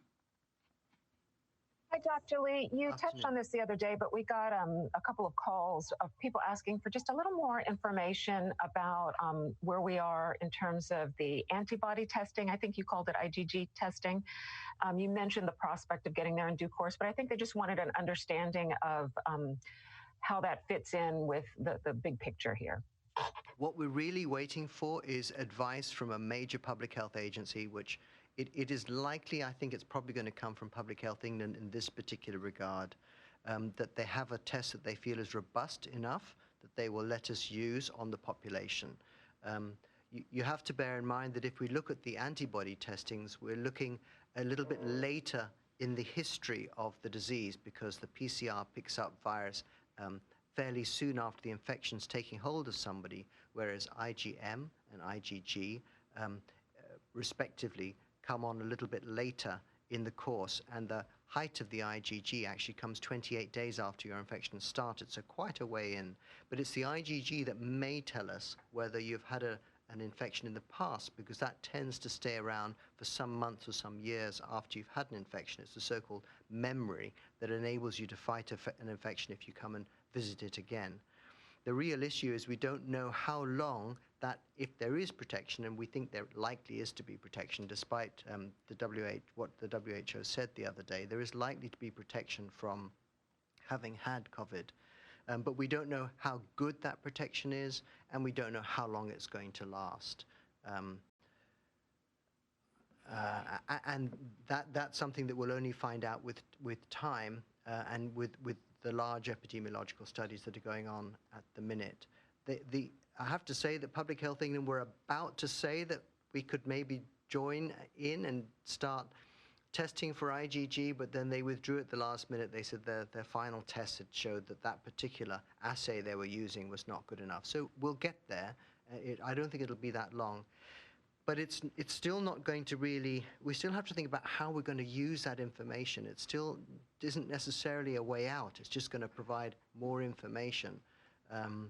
The vaccine is really going to be the absolute way out for the world for this. Thank you, Dr. Lee. So it sounds like not necessarily an either or, but possibly an and to create a bigger picture of what's going on and helping us make decisions accordingly. One wouldn't necessarily replace the other. Exactly right, yes. And then quickly, one other question, and our phone rang off the hook this day, but quite a few smokers have called because they'd heard some information about nicotine potentially protecting, I guess, from the way that the coronavirus affects people. Could you speak a little bit to that? Because I did get into a few heated arguments about, no, you can't start smoking again just because you heard that story. I used to be a smoker, so that's not very difficult to find out. I'm not starting to smoke again. The damage that smoking does to your lungs in the long term and the risk that you're going to die of heart disease, die of cancer, die of all sorts of other nasty things far outweighs any benefits you may get. I appreciate that it may be that higher nicotine levels in the blood there is some suggestion they may provide some benefit, but the long-term damage of smoking is by far the biggest killer that the world could do without in one easy step.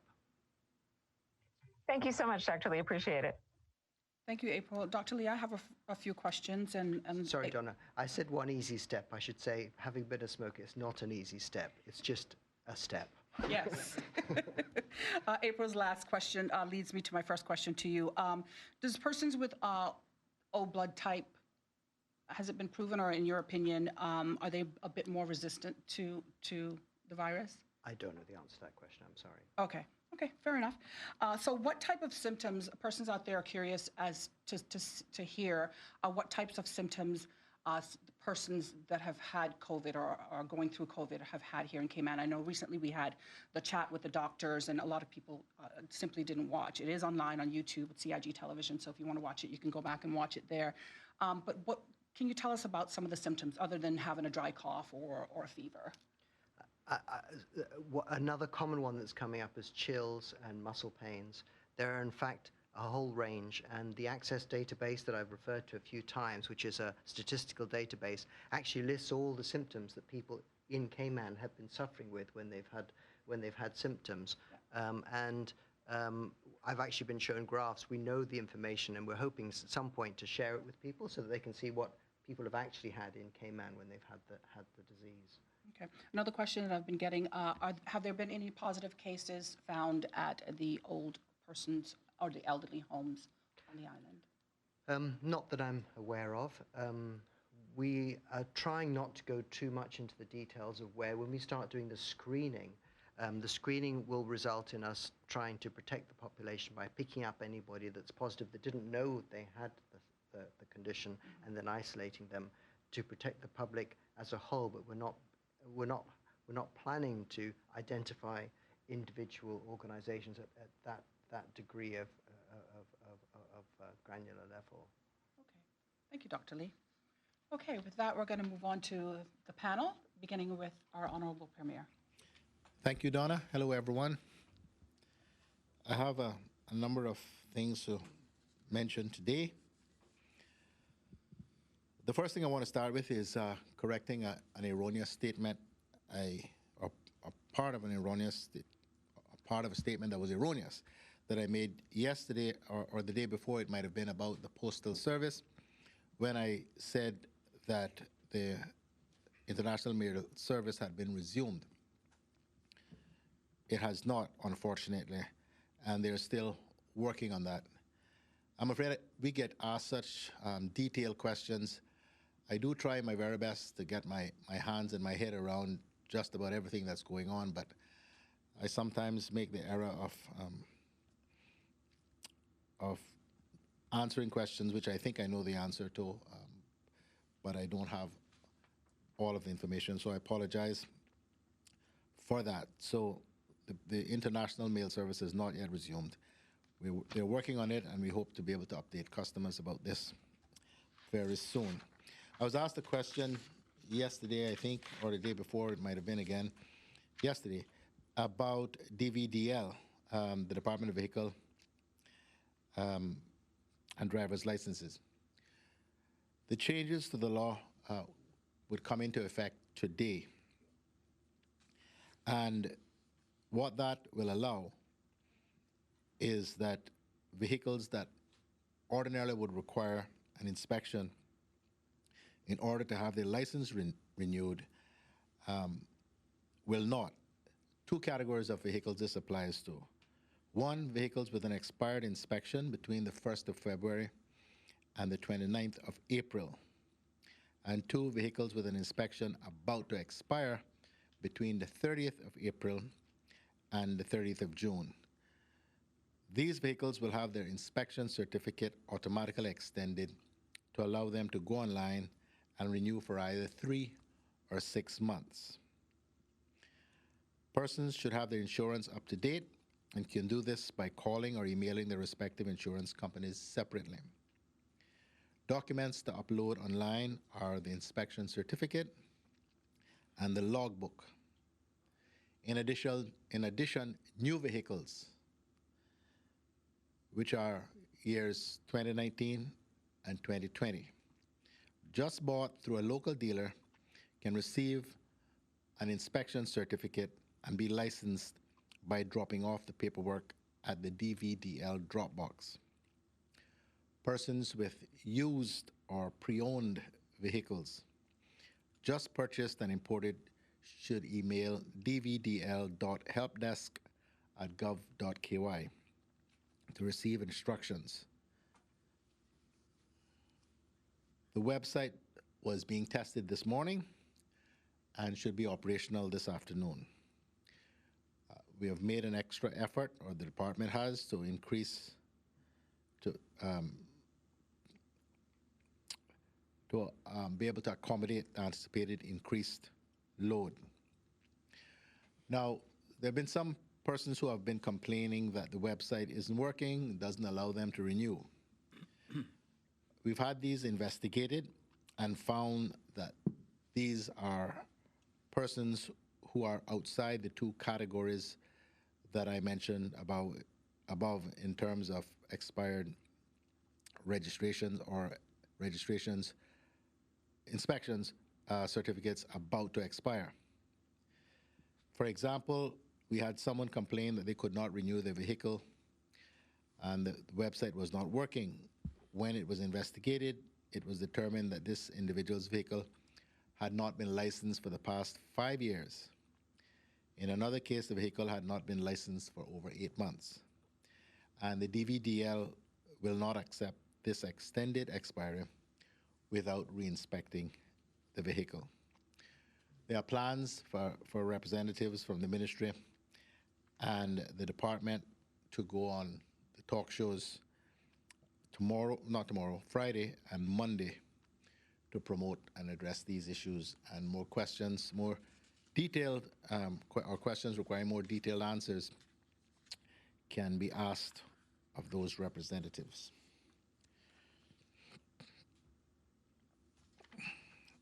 The other area that's been a source of great deal of contention has been the issue of the remittances or money transfer services. Earlier this week, my officials met with representatives of the remittance or money transfer services, namely JN Money Service, MoneyGram, and Western Union. The meetings were constructive, where the ultimate goal of reducing and eliminating the spread of COVID-19 was unanimously accepted as the absolute bar to which all of us are operating. We understand full well that remittance services are an important service that many people depend on to send money to their families and friends abroad. The operations of these services here are offered in a number of different ways. Some are set within existing businesses like supermarkets, gas stations, and liquor stores. Some have their own retail space like a bank.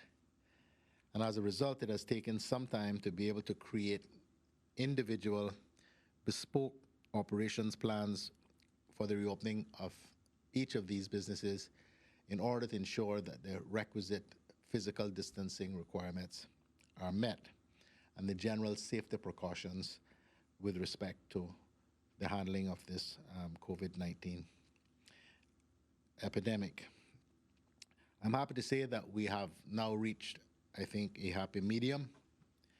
And starting on Monday, the 4th of May, remittance or money transfer services will be allowed to open from 6 a.m. to 6 p.m., Monday to Saturday, subject, this is important, subject to the approval by the competent authority of the operational plan for each individual business, which will ensure physical distancing and appropriate measures are in place to reduce and eliminate the spread of COVID-19. The existing soft curfew restrictions of persons attending using their last name as the basis, A to K on Monday, Wednesday, Friday, and L to Z on Tuesday, Thursday, and Saturday, will apply to attendance at money transfer services establishments as well. It will be up to each of the individual money transfer businesses to ensure that they have submitted their operational plan and have received the approval of the competent authority before they're allowed to open. And so I would ask the general public to pay attention to the news and whatever promotions that these establishments use to indicate that they are in fact open. It does not necessarily mean that everyone is going to be open on Monday the 4th. It is subject to their operational plans having been submitted and approved by the competent authority.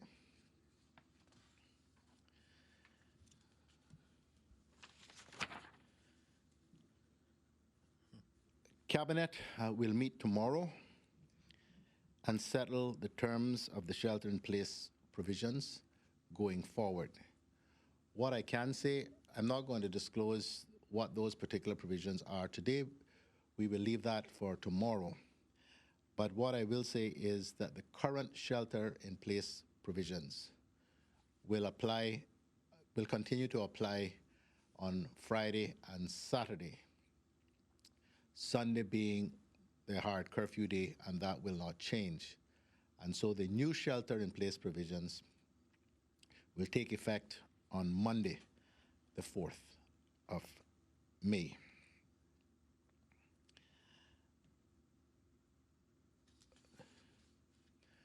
Now, I think anyone who pays attention to Cayman's news and will realize that I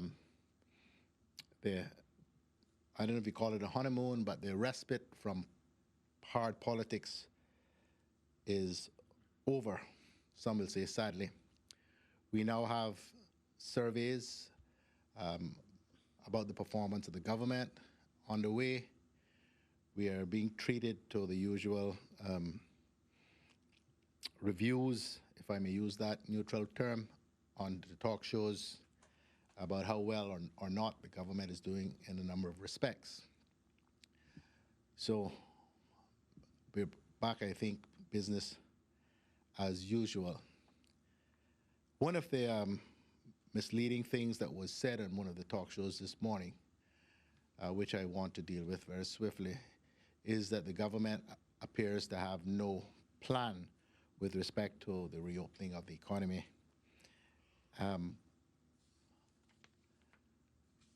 We have the camera. If I may show, and I couldn't have made this up since morning.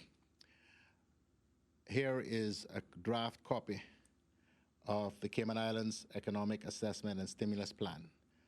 A lot of real hard work has been done by the Economics and Statistics Office and by others to provide the Cabinet and the caucus with very strong recommendations about the way forward.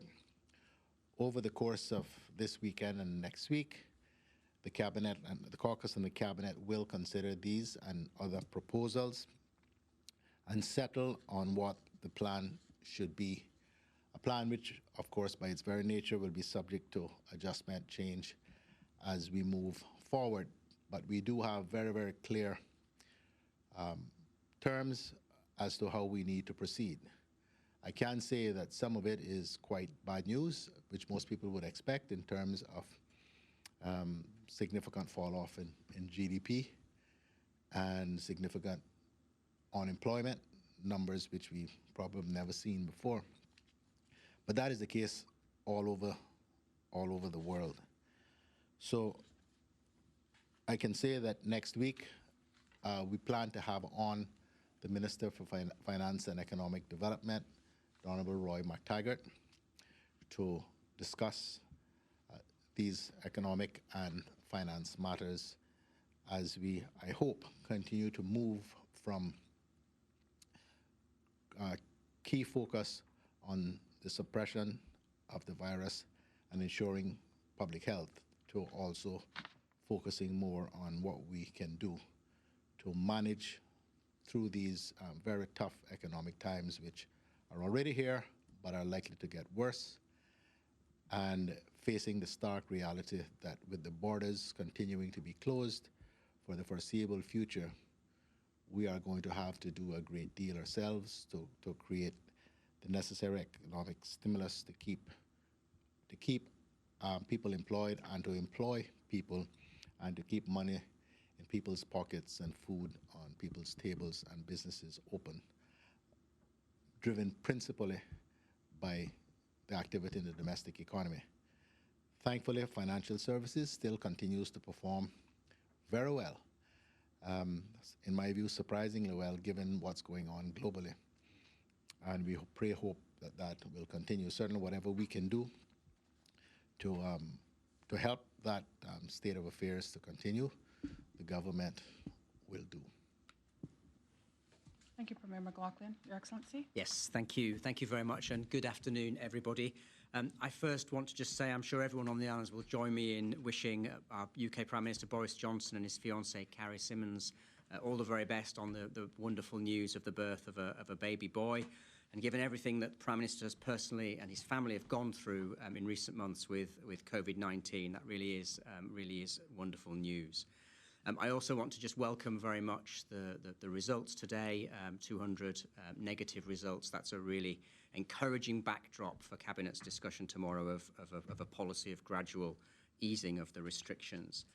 I just want to make two announcements. First one is on the evacuation flights. We continue to make some good progress there. So there will be, as I said yesterday, a second flight to La Ceiba, Honduras, which is confirmed for Friday, the 8th of May. Please contact Cayman Airways directly on 949-2311 to book seats. And as I said yesterday, for that flight, passengers do need to arrange a medical certificate confirming they are free from COVID-19 symptoms. And these certificates need to be scanned and sent to my office. That's maria.lung@fco.gov.uk, maria.leng@fco.gov.uk, and they will then be sent to the Honduran government. Also pleased to confirm that the flight to Canada is confirmed for Friday, the 22nd of May. As I said previously, this has been organised by private citizen Nicole Poirier, and details of how to contact her are on my social media pages. But passengers looking to return from Canada to Cayman should email emergencytravel@gov.ky. And as we've said before, only Caymanians and permanent residents would be allowed to return on that flight. Some good news on Costa Rica, that we've had confirmation just this morning that we can arrange a flight to Costa Rica. We are confident we can do the same with the Dominican Republic, but we don't yet have the confirmation for that. I would ask all nationals who have not already contacted the emergency travel helpline to load up their details on the online form, www.explore.gov.ky/travel. And then finally, just on evacuations, we have pushed the Nicaraguan authorities again to reconsider their decision not to allow their nationals here to come back. But I'm afraid that the response is still that the airport there will be closed until the end of June, which is the same for a number of Central American countries. I realise that's a very difficult situation for the Nicaraguan nationals here, and as the Premier has already made clear very often, and I strongly support that, we will, of course, do everything we can to support and help the stranded Nicaraguans here. Secondly, I just want to make a brief statement about the security assistance team that arrived on the British Airways flight yesterday. So we have the 11 security personnel and 1 senior police advisor.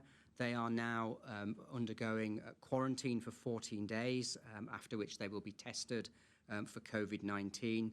And as we've said before, they are advisors. We task them in terms of what they do, and they will be helping us with hurricane season, working to bolster HMCI, who are obviously very pressed at the moment with the current pandemic.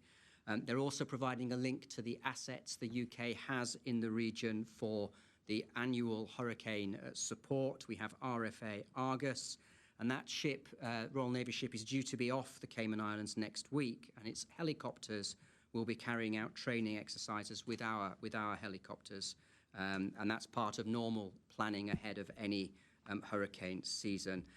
We will also ask the team who have medical logistics experts, we will be asking them to support us on the procurement of supplies, medical supplies, equipment for testing, so that will be really helpful reinforcement for us as well. So I will leave it today on that security team. But my last point, just a shout out to the civil service this morning with the Deputy Governor. I did a Zoom call with 94 heads of departments. So those are the civil servants directly below chief officers, and all doing a terrific job at the moment, many on the front line, but many supporting behind the scenes and doing really essential work to help our response to this crisis. And my thanks to each and every one of them for everything that they're doing at the moment. Thank you, Your Excellency. Minister Seymour. Thank you, Donna. Good afternoon, everyone in Grand Cayman, Cayman Brac, and Little Cayman, or Caymanian diaspora listening in. We continue to see great results from our testing in the Cayman Islands, and this can only mean the work that we've been doing is slowly but surely paying off. But we still need to be careful in how we move forward and continue to do testing to ensure it doesn't creep back upon us and return in full force, as seen in some other countries.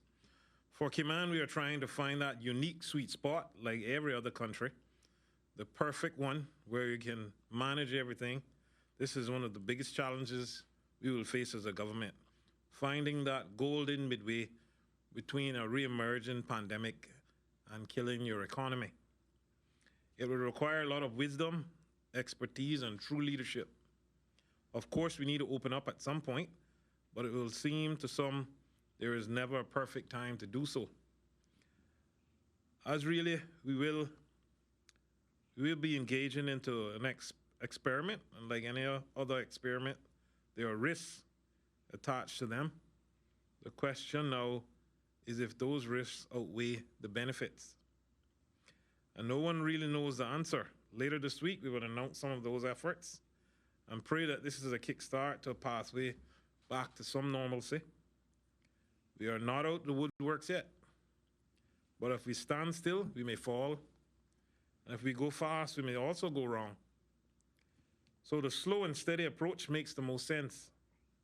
We realize that what's happening in our country, and we need to give our people hope that this won't go on forever. Our goal must be saving lives, stop the virus from spreading, and to ensure our healthcare system can cope. It has to be a long-term plan and not just a sprint, but a marathon. Today's scripture reading is taken from 2 Timothy 3:12 to 15. In fact, everyone who wants to live a godly life in Christ Jesus will be persecuted, while evildoers and impostors will go from bad to worse, deceiving and being deceived. But as for you, continue in what you have learned and have become convinced of, because you know those from you've learned it, and how and how from infancy you have known the Holy Scriptures, which are able to make you wise for salvation through faith in Jesus Christ. May God add a blessing to the reading of His holy word. Shout out today to all those persons who don't have a car or access to public transport and still made it to work on time. I was there at one point. I understand what you're going through. 16 years old, hitching a ride to work at 4 a.m. in the morning, and the only vehicle passing was a garbage truck. So I hopped on with my necktie flapping in the wind, but here I am. Congrats to you for being so committed, even in difficult circumstances. It will pay off.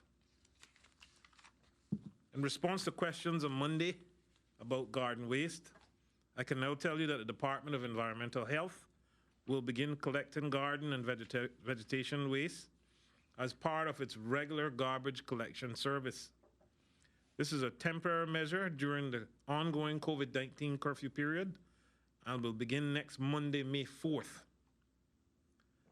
There are just a couple of rules we're asking the public to be mindful of and to assist us with.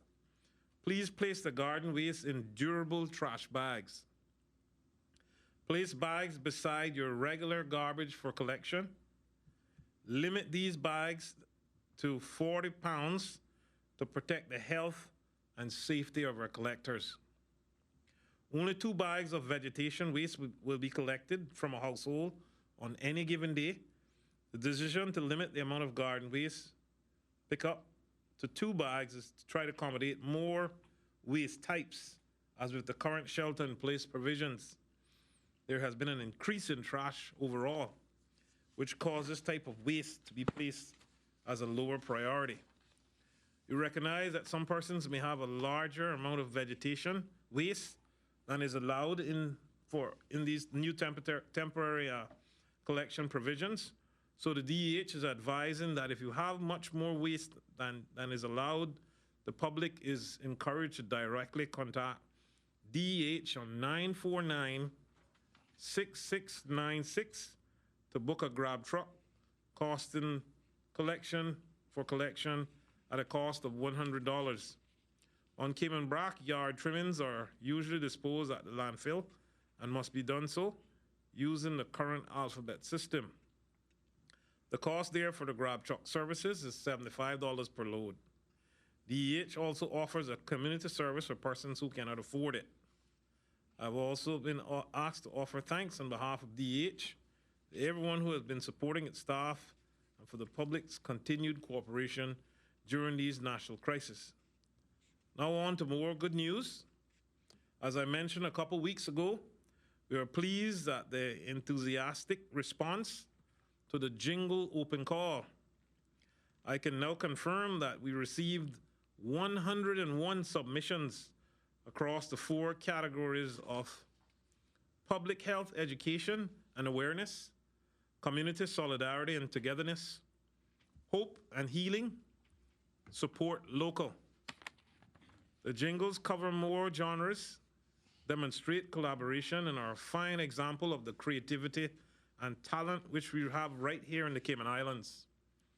The 95 jingles that met the open call criteria were scored by a panel of judges. Then the top 30 jingles as identified by the judges were screened by a focus group. The judges and the focus group assessed the jingles in 7 areas, including composition and originality, strong messaging, and alignment with the submissions category team. The panel of judges, including educators in music and arts, leaders from our cultural community, as well as representatives from the Ministry of Culture and Celebrate Cayman. The focus group audience included communication specialists, community advocates, and media personalities. Ultimately, 12 jingles, the top 3 from each of the 4 categories, were selected. Over the coming weeks, the public can expect to hear the selected jingles used on CIG TV, Cayman Islands Government digital and social media channels, and in public service announcements across multiple media, including radio and television. Before announcing the selected jingles, I want to share that because the Ministry of Culture, along with Celebrate Cayman, was so pleased with the overwhelming response to this initiative, we have decided to expand our initial commitment to stimulate local creativity and talent while planting seeds of financial support during this very difficult period. So the decision was made to give the remaining 83 creators of each qualifying submission an award of $150 for their efforts and contribution to this initiative. Well done. To be clear, the creators of the top 12 selections will receive $1,200 each. The total awards and support for the local music community through this initiative is $26,850.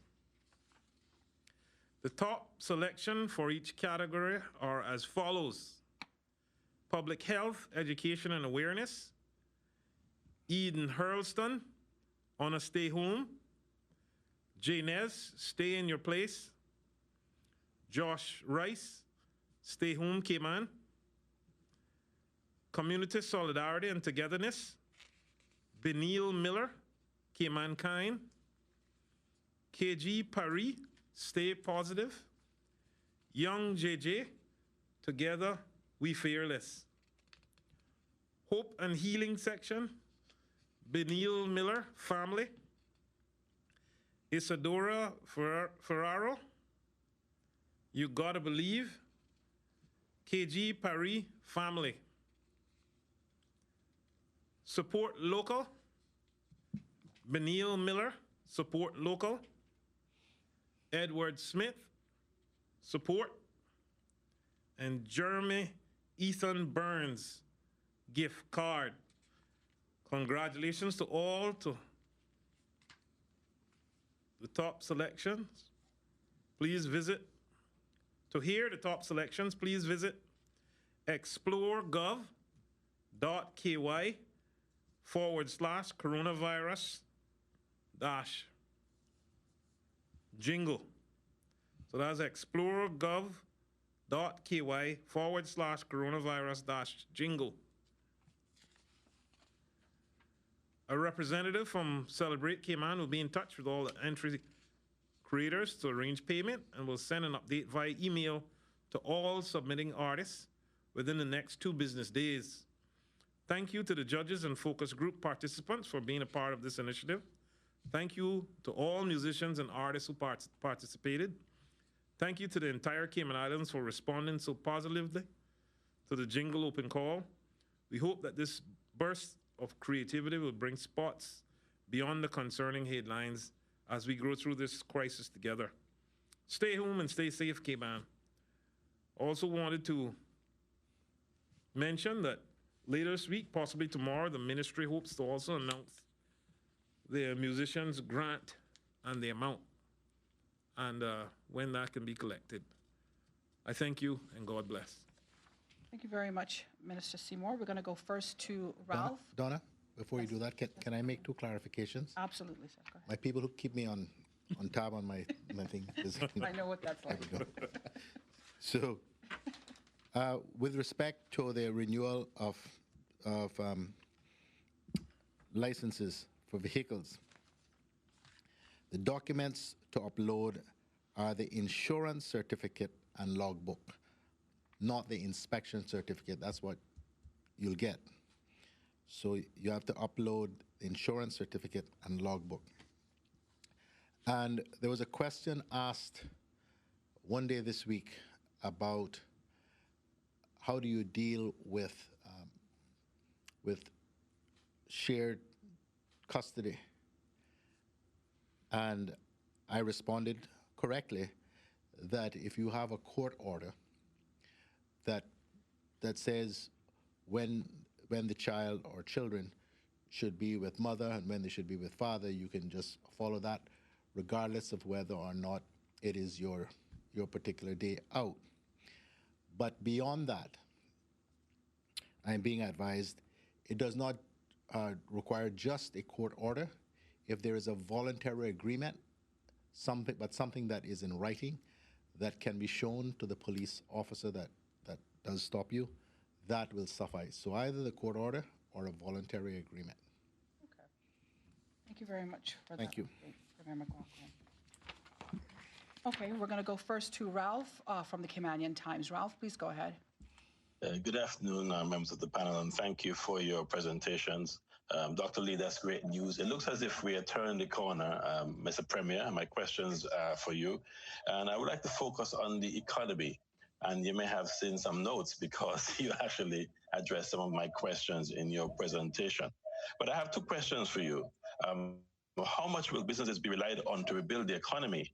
And if the government is thinking of any additional incentives for businesses which would help them through this tough time?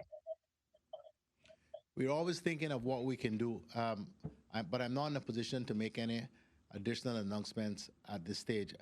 I think we need to, over the course of the next few days, take some time going through the draft plan that we have, and also take on board views, I think, of the opposition and the broader community, including the chamber. Although we've had significant representation from these quarters before we actually settle on what the plan will be. Okay, and my second question, do you have an economic recovery task force? Well, I don't know if we have a creature named such, but yes, we do have a number of people who are sitting, and not always sitting, but thinking about how it is that we manage this crisis going forward. As I say, I think we have a pretty good plan with respect to the domestic economy, but we are thinking beyond that, and we need to think beyond that. The tourism industry and the hospitality industry is really in the doldrums, and we have to keep thinking about what we can do to make sure that those people and those businesses, as many of them as possible, can actually survive until they can reopen and return to some semblance of what used to be. So a whole lot of thought and creative thinking is going on, looking not just at what obtains here, but what is being thought about, what is being talked about, and in some cases what is starting to be done in other places. And I think I'd like to hear just a confirmation to my first question, which I never asked you. And how serious do you think this situation will be for the economy? Hearing you mention the destruction of the tourism industry, how serious is the Cayman Islands economy? Grave. Very grave. And it will take 1 year, 2 years to return, or longer than that? Well, I mean, I'm no economist. I don't know. Much of it hinges on the containment and management of the virus in other countries on which Cayman depend for a tremendous amount of its business, and how quickly a viable vaccine can come into play. How quickly you can get reliable antibody tests, how quickly you can get reliable 5-minute, 10-minute actual tests for whether or not you have the disease yourself. All of these things will factor very, very critically in how soon we can actually reopen our borders without exposing our country and our people to a risk that we just can't accept. There's always some risk, but without some of those things or all of those things, it's almost impossible to reopen your borders without accepting that you're going to undo everything that you've managed to do over the course of the last however many weeks or months by reintroducing the virus here, as inevitably will occur. If you just bear with me, Premier, I have one more question, which is a little off a different topic. Okay, how serious do you see the role of a free press in the recovery and dealing with this crisis? Well, a free press, I hope that's what we still have. We've always had it, as far as I am aware, is important. But it's always important also to know that free presses are not necessarily objective, not necessarily present objective views. Everybody has a view, everybody has a bias. Some are more objective than others. I think you need to understand the source and the agenda of the people who are presenting information as news. That's not just so of Cayman, that's so all across the world. Thank you for taking my question. That's it for me for today. Thank you very much, Ralph. Before we move on with questions, the Minister for Health has a few comments. Yeah, thank you, Donna. I wanted to, someone asked a question about MRCU and their spraying. The update from the director is that spraying is happening as required. Larviciding was done last week, Thursday and Friday. Adulticiding is done on Monday. It went past the West Bay and through 7 Mile Beach areas. 5 trucks were out last night and more will be out again tonight. Spraying for about 10 days now as it's been very dry, but the tides have now increased. Thank you. Thank you very much, Minister. I have a few questions from the public for His Excellency and the Honourable Premier. Premier McLaughlin, Mother's Day is coming up on May 8th. Is there any consideration being given to floral companies being able to at least offer curbside or delivery services? I've seen a number of requests come in. They are being processed by the competent authority. In fact, thank you for reminding me. It is one of the questions that I have on my list to raise with Mr. Bush, Eric Bush, when I leave here. I always have a list of complaints and issues to raise with him. This one's a good one. It's for us mothers. Yes. And delivery service should be okay, so. Okay. All right. The other question, that brings me to my next question. Will courier companies and even garages, a lot of people are having problems with their cars and, all sorts of stuff happening. So will courier companies and garages be considered anytime soon if they're not already being considered and offering some type of limited service to the public? Right. So if I can just go over very quickly again, without going into the detail, the thinking behind the reopening, the phases of the reopening. So the first phase, which if the test results continue the way they've been going the last few days, pray God.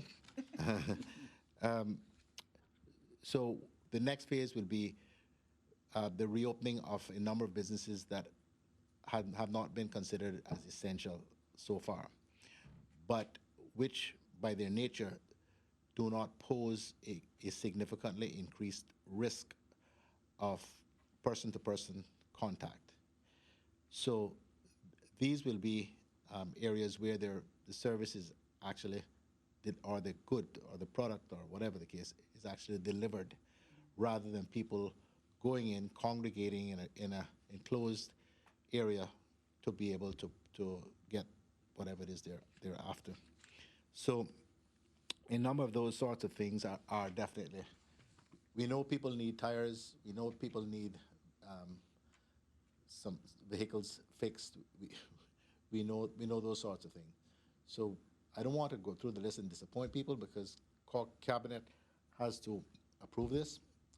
I had a meeting this morning, my team and I, and a number of my ministers, with the leader of the opposition as well, to talk him through what our view is, and we're going to get his views back as well and incorporate them into the final decision. But so the first phase of the reopening is not to allow the reopening of places like Home Depots and hardware stores and that sort of stuff, which of course are going to put more people together again. That is phase 2. If phase 1 works out okay, it'll start on Monday the 4th. It'll go for 14 days. In that period, more testing will be going on, and assuming things go according to how we would like them, We will then move to phase 2, which would then allow the reopening of places where people can actually go in. And incorporated with that, I can indicate that now, will be a mandatory requirement for the wearing of masks in public places. One of the reasons that the minister has said more than once, the reason we don't actually mandate it now is because we're not satisfied that there is the capacity here for every person to get a mask. The disposable masks only last for a matter of hours, and you have to throw them away and get another. So we're trying to make sure we have the capacity before we do that. But that's also helping to shape how our phase 1 looks like. So we do not believe that we are significantly increasing the risk of person-to-person contact by adding these additional services available. But it will put another 6,000 plus people on the road based on the assessments that we have. The second phase now would be increasing risk because we're going to open up enclosed spaces where people will be able to congregate. But by then, we hope the testing has indicated to us that the risk of person-to-person or transmission, community transmission, is significantly reduced. Plus, we will introduce the mandatory requirement of wearing masks to help reduce the risk further. So that's the thinking behind the way that we are planning the reopening of the economy. We're trying to follow as far as possible WHO guidelines, assistance from PHE, and the sound advice of Dr. Lee. Okay, thank you very much for that. I have a question for His Excellency. His Excellency, you said that I believe that there's another planned flight to Miami, if I'm not mistaken, but there are a number of Caymanians who are, including some students who are in Tampa. It's a major hub for Cayman Airways. Is any consideration being given to that location? I think that is definitely under consideration. Again, we've got the 2 flights on Friday, and there is clearly demand there. So yes, that is definitely under consideration, and we'll announce details just as soon as we can. All right, thank you very much. Okay, Wendy, we're ready to come to you from CNS. Thanks, Donna. I have a couple of questions for the panel. First of all, I'd like to ask the Premier what he thinks about the news from New Zealand today, because I know that's been a particular favourite of his for following and informing our decisions, and the things that she said today about being able to know exactly where these latest tests, the positive tests, have come from, and whether that would be the kind of thing that he's looking for here. Yes, I didn't actually get a chance to watch her address today, and I haven't had a full readout on it. But yes, we want to be able to identify where it came from, isolate the person who has tested positive, and trace the contacts, and essentially try to snuff out its continued transmission. That's what we've been doing from the very start, actually. Okay, so we'd have to wait really until so one hopes you're going back and looking at these dozen or so, because you don't know the exact figure that keeps changing, but the dozen or so unexplained acquisitions of the virus. You're going back to look at those to see whether they did actually end up being connected. Well, Dr. Lee is better able to answer that than I'm not sure. I'm not sure whether, once they've reached the dead end, they say, well, fine, we can't invest any more resources in that, we need to move on.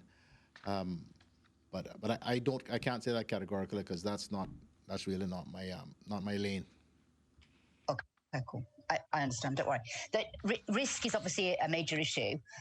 We keep getting an awful lot of those. I mean, you said before, it's not about being fair, it's about saving lives. But we do keep getting, and it continues to come in, there's some, one rule for some and one rule for another feeling that the public have.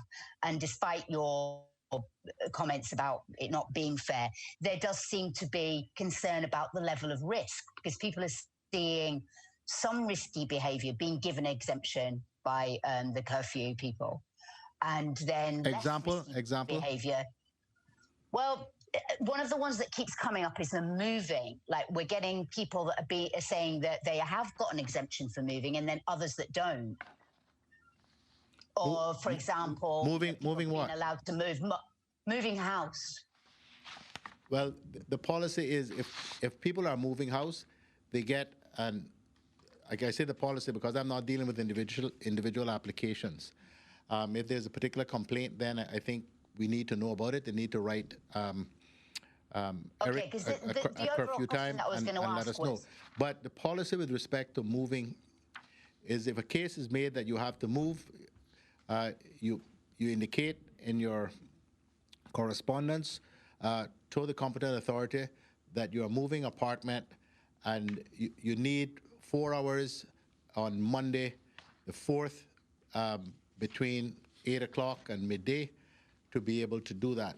And then you get a one-off exemption to enable you to do that. I've seen and I've actually been involved in facilitating, if I can use that word, that to happen for a number of people who, like many other people who write to me, and I say, this is what you need to do. And I know because they've written back to me and say, thank you very much, Premier, it's all worked out fine. So I cannot speak to specific cases that I don't know about, but that is the policy. Yes, and that's what I wanted to say was that we've had the same. People have told us that, yes, it worked and they got an exemption. But then we've had people that say it doesn't. And I'm not saying, because they're anecdotal, I don't know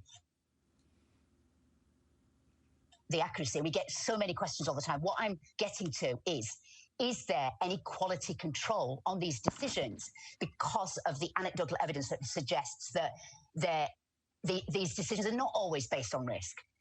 That's the ultimate question. Well, what's the quality control? Well, as long as you have human beings making decisions, as you will know as better than most people, there's going to be inherent biases, and there are going to be people who have certain views which are strongly held. So we have a team of 5 or 6 people, I'm not quite sure what the number is, who deal with the individual applications. We have Eric, who is acting as the Chief Officer in the Ministry of International Trade, is acting as a sort of chief there. And so things get referred up to him.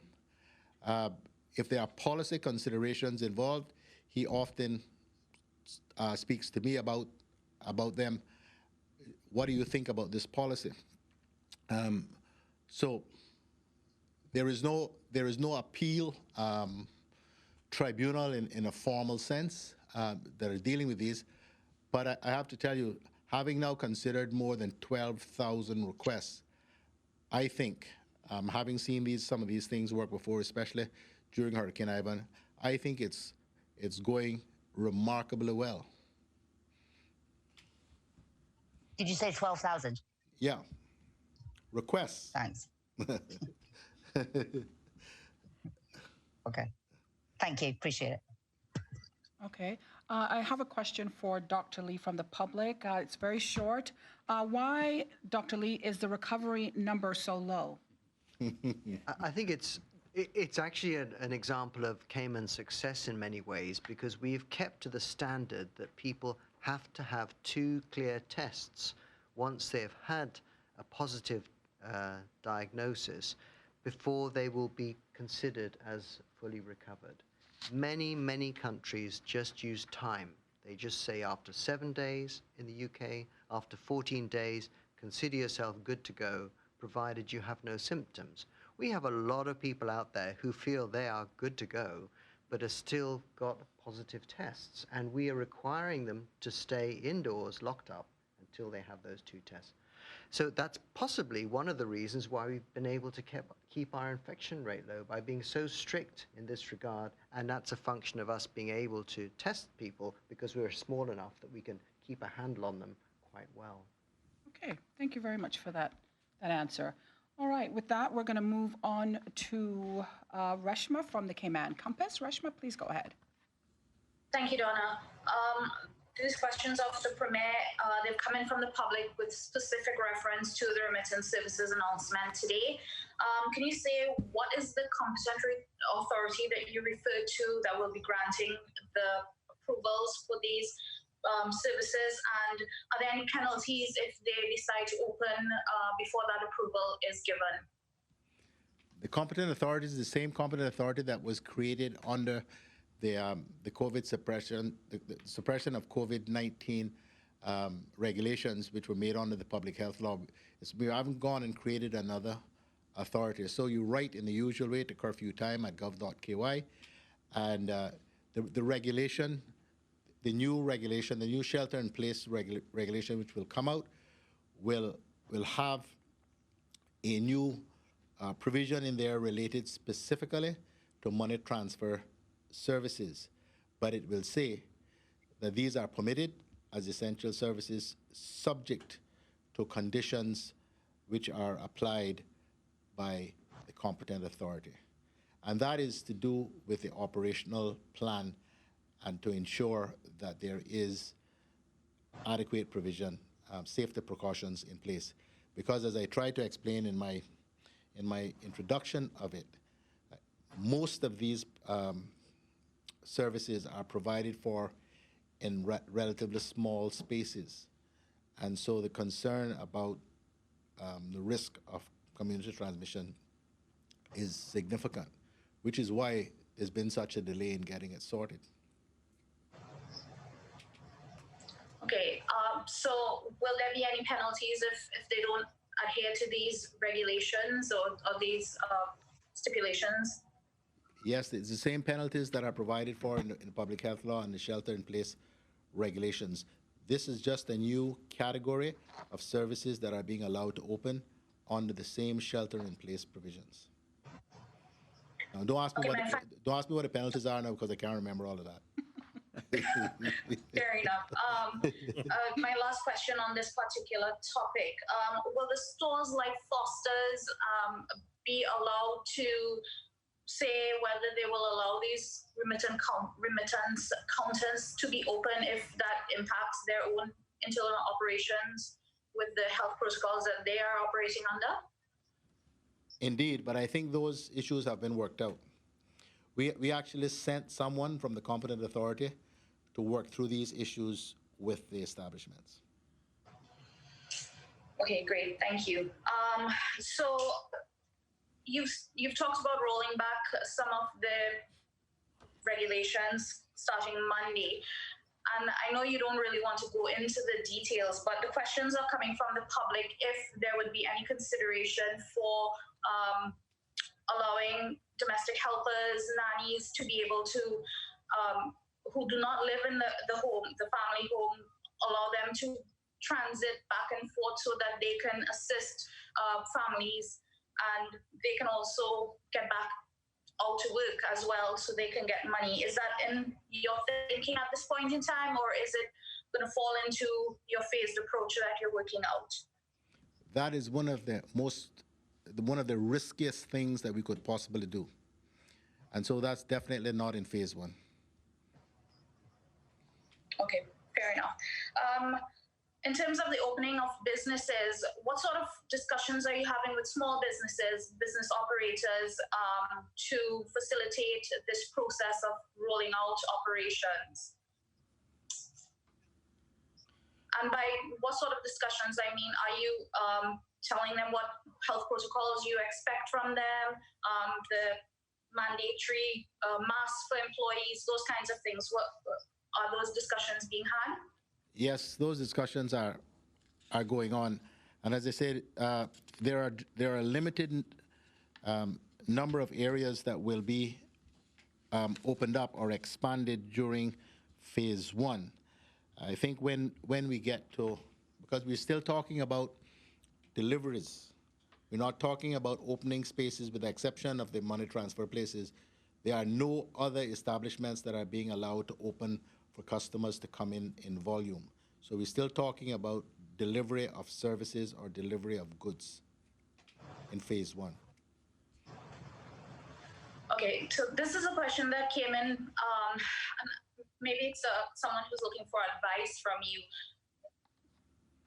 What would you say to an employee who may still be scared to go out to work and is being told that they need to come out to work? What advice can you give to them in relation to that with the situation the way it is right now?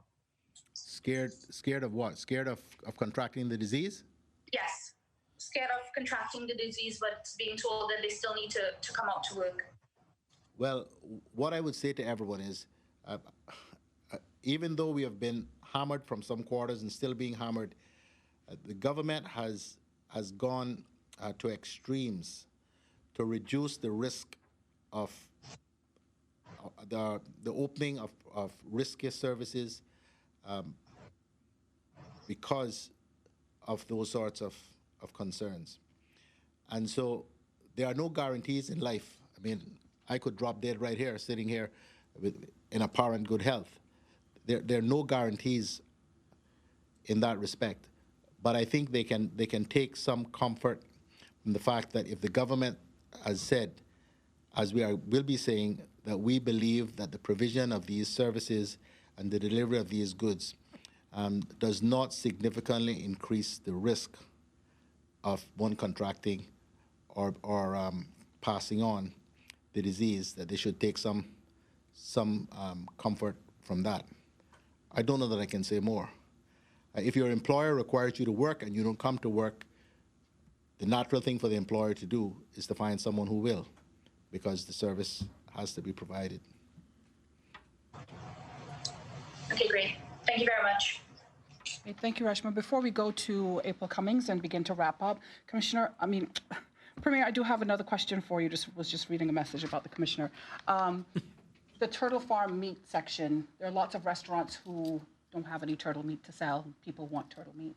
But they understand that the physical window to pick up turtle meat has been closed. Any idea when that may become operational again? My knowledge doesn't extend to such detail, but I'll find out. Okay. Thank you very much for that. I really appreciate that. All right, we're going to go to April now. April, please go ahead. Thank you, Donna. Mr. Premier, this is, I suppose, kind of a macro question, but I was interested in your thoughts. We're seeing how vulnerable our economy is because tourism is such a heavy hitter, and finance still here, but it too is impacted by the tourism industry.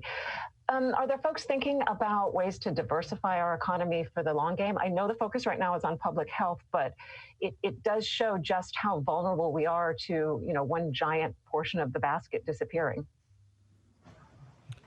It is. I mean, we've, and not just my government over the course of the last 2 terms, but previous governments, we've all talked about the need to diversify the economy and how vulnerable we are because almost everything we do is contingent upon the success of the global economy and contingent upon inward investment or the demand for our international financial services. I've been doing a lot of reflecting on these things, and I said, because in the last few years I've been saying, I think we're doing really, really well in terms of diversification of our hospitality industry because particularly with the health aspect of it, the healthcare aspect of it, I used to say to people, people get sick in good times and in bad, so that is going to really shore up at least one section of the hospitality industry, because even when the world goes into recession or depression, people are going to get sick and people are going to need care. Well, along comes COVID-19. And that argument just got blown right out of the water. Yeah. One of the issues for Cayman, though, seriously, is that we are so small, and we understood, I think, a long time ago that the way to go was not. We've never had plantations and farming as a major agriculture as a major industry. Certainly not with respect to the prospect of exporting anything. And we haven't had factories that made this, that, or the other. We, I think, carved out a very, very good niche for ourselves in the provision of things that the world needs. Well, I always used to say, you know, people say we didn't export anything. I said, of course we do. We export, you know, significantly important services to the financial industry around the world. And we export experiences because people come here and enjoy Cayman and our beaches and everything. But something like COVID-19, you know, just I think paralyzes almost anywhere. And the numbers here, the population here is so small and the islands themselves are so small that quite how much we can do in terms of generating economic activity in the local economy is the big question that is worrying all of us. Can we, and that's what we have to aim to do at least in the short term, can we generate enough activity coupled with financial services to keep this place going? And we are hopeful that we can, but it is going to be a massive challenge. Thank you very much. Here we do have a final question. Sorry, we're going to go back to Reshma. She's got one question. Reshma, please go ahead. Thank you, Donna. I appreciate it. This is a question that came in from the public premier with respect to the disconnections of the utilities. Is it going to be extended beyond May? Have had that discussion with the utility companies? No, we haven't. We aren't in 3 months yet, though. We're not near 3 months yet. Well, the person who reached out to us said that they were told by, I believe, one of the companies that they have no further word on the extension of disconnections going beyond April, actually. I don't know, unless you tell me which company I'm guessing.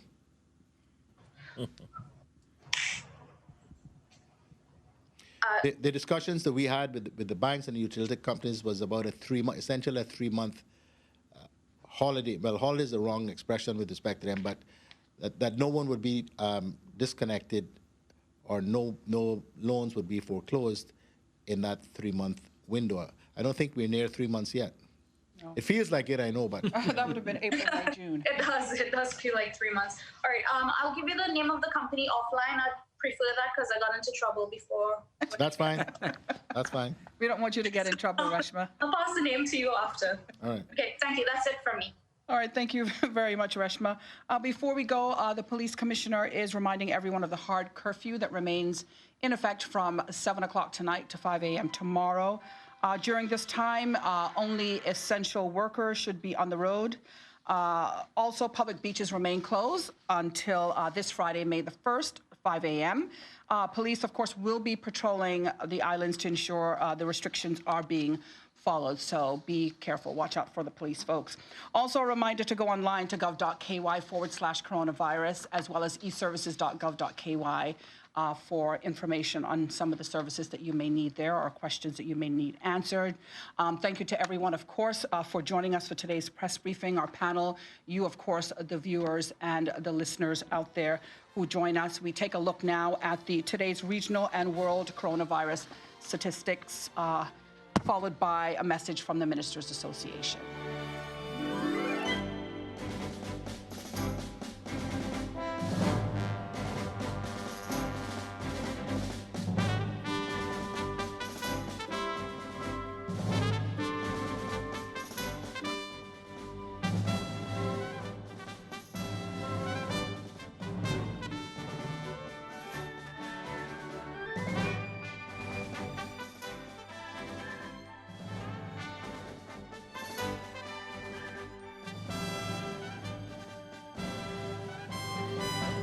As the world grapples with the challenges of COVID-19, difficult times require difficult decisions. The Lions Club of Grand Cayman would like to encourage the community to remain vigilant, respect the soft and hard curfews, which have been established for our collective welfare. By practicing good hygiene, social distancing, and home isolation, we can ensure that the community resumes its vibrant way of life soon. Do your part, Cayman. Stay safe, stay home, save lives. This message was brought to you by the Lions Club of Grand Cayman.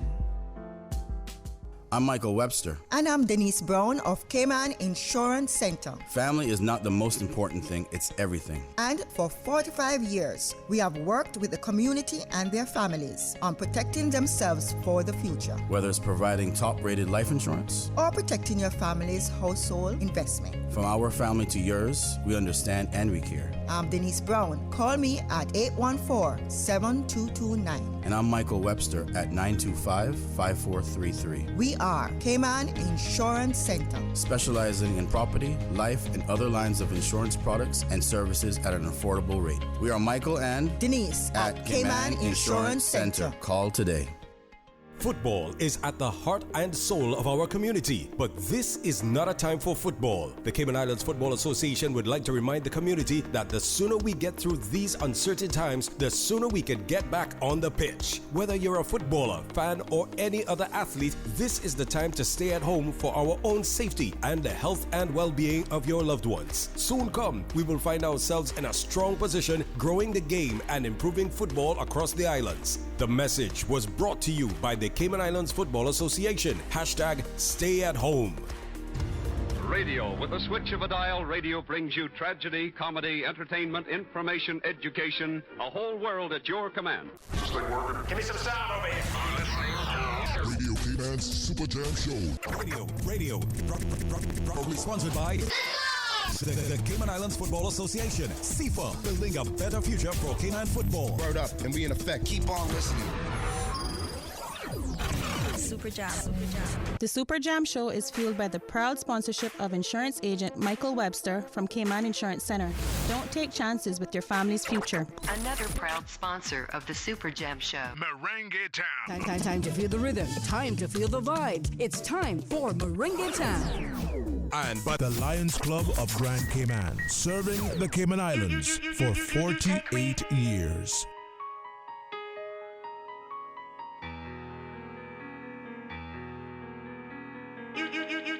You take me.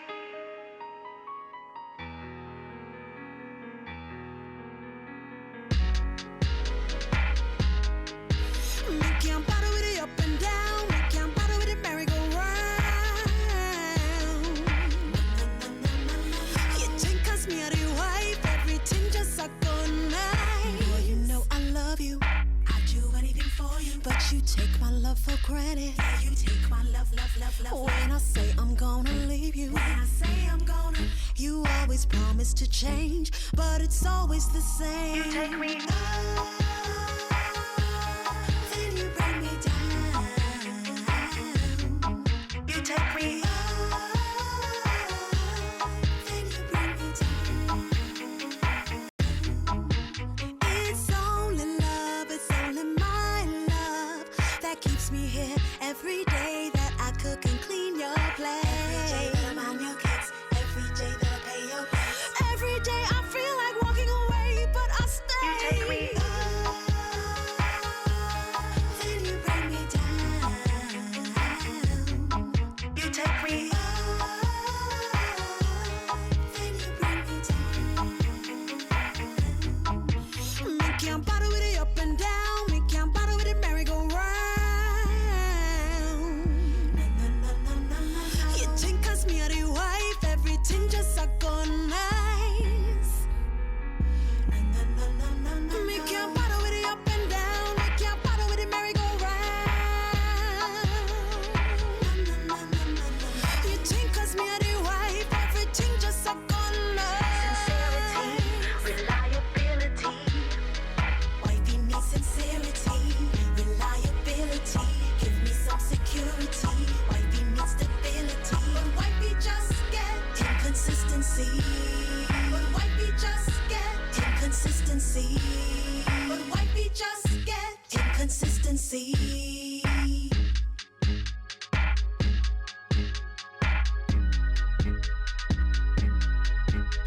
You think 'cause me are the wife, everything just a go nice. Then you bring me down. You take me.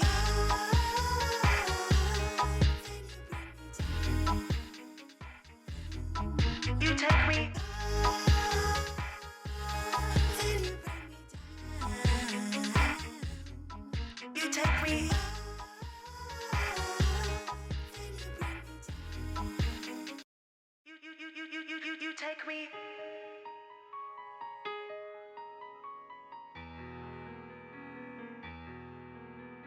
You take me.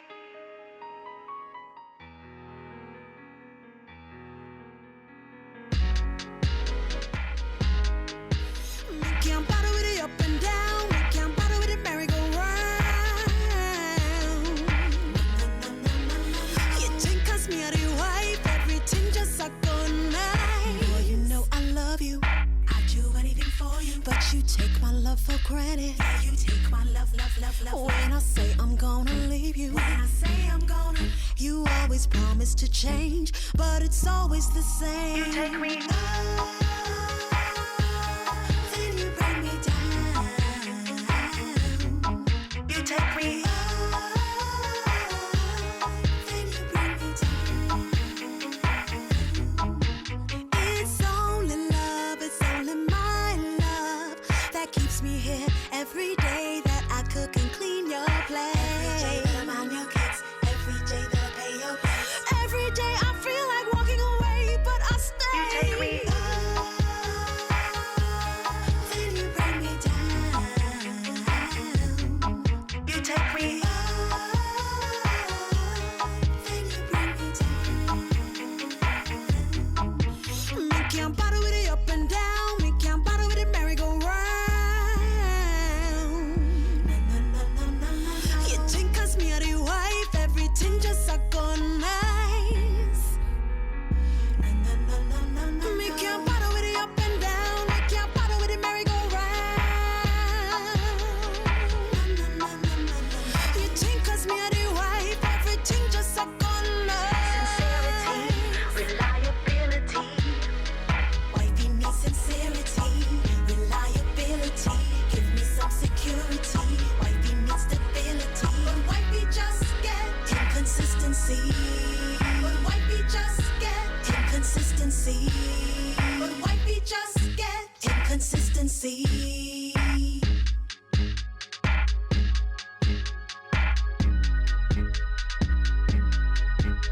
You think 'cause me are the wife, everything just a good nice. Then you bring me down. You take me. Then you bring me down. You take me. Then you bring me down. You take me. Bring me down. You take me. Then you bring me down. You take me. Then you bring me down. You take me. Then you bring me down. You take me. Area code 345 LSN overtime. I going down there record. I go down there record. Area code 345 LSN overtime. Bobo, I'm going down by one.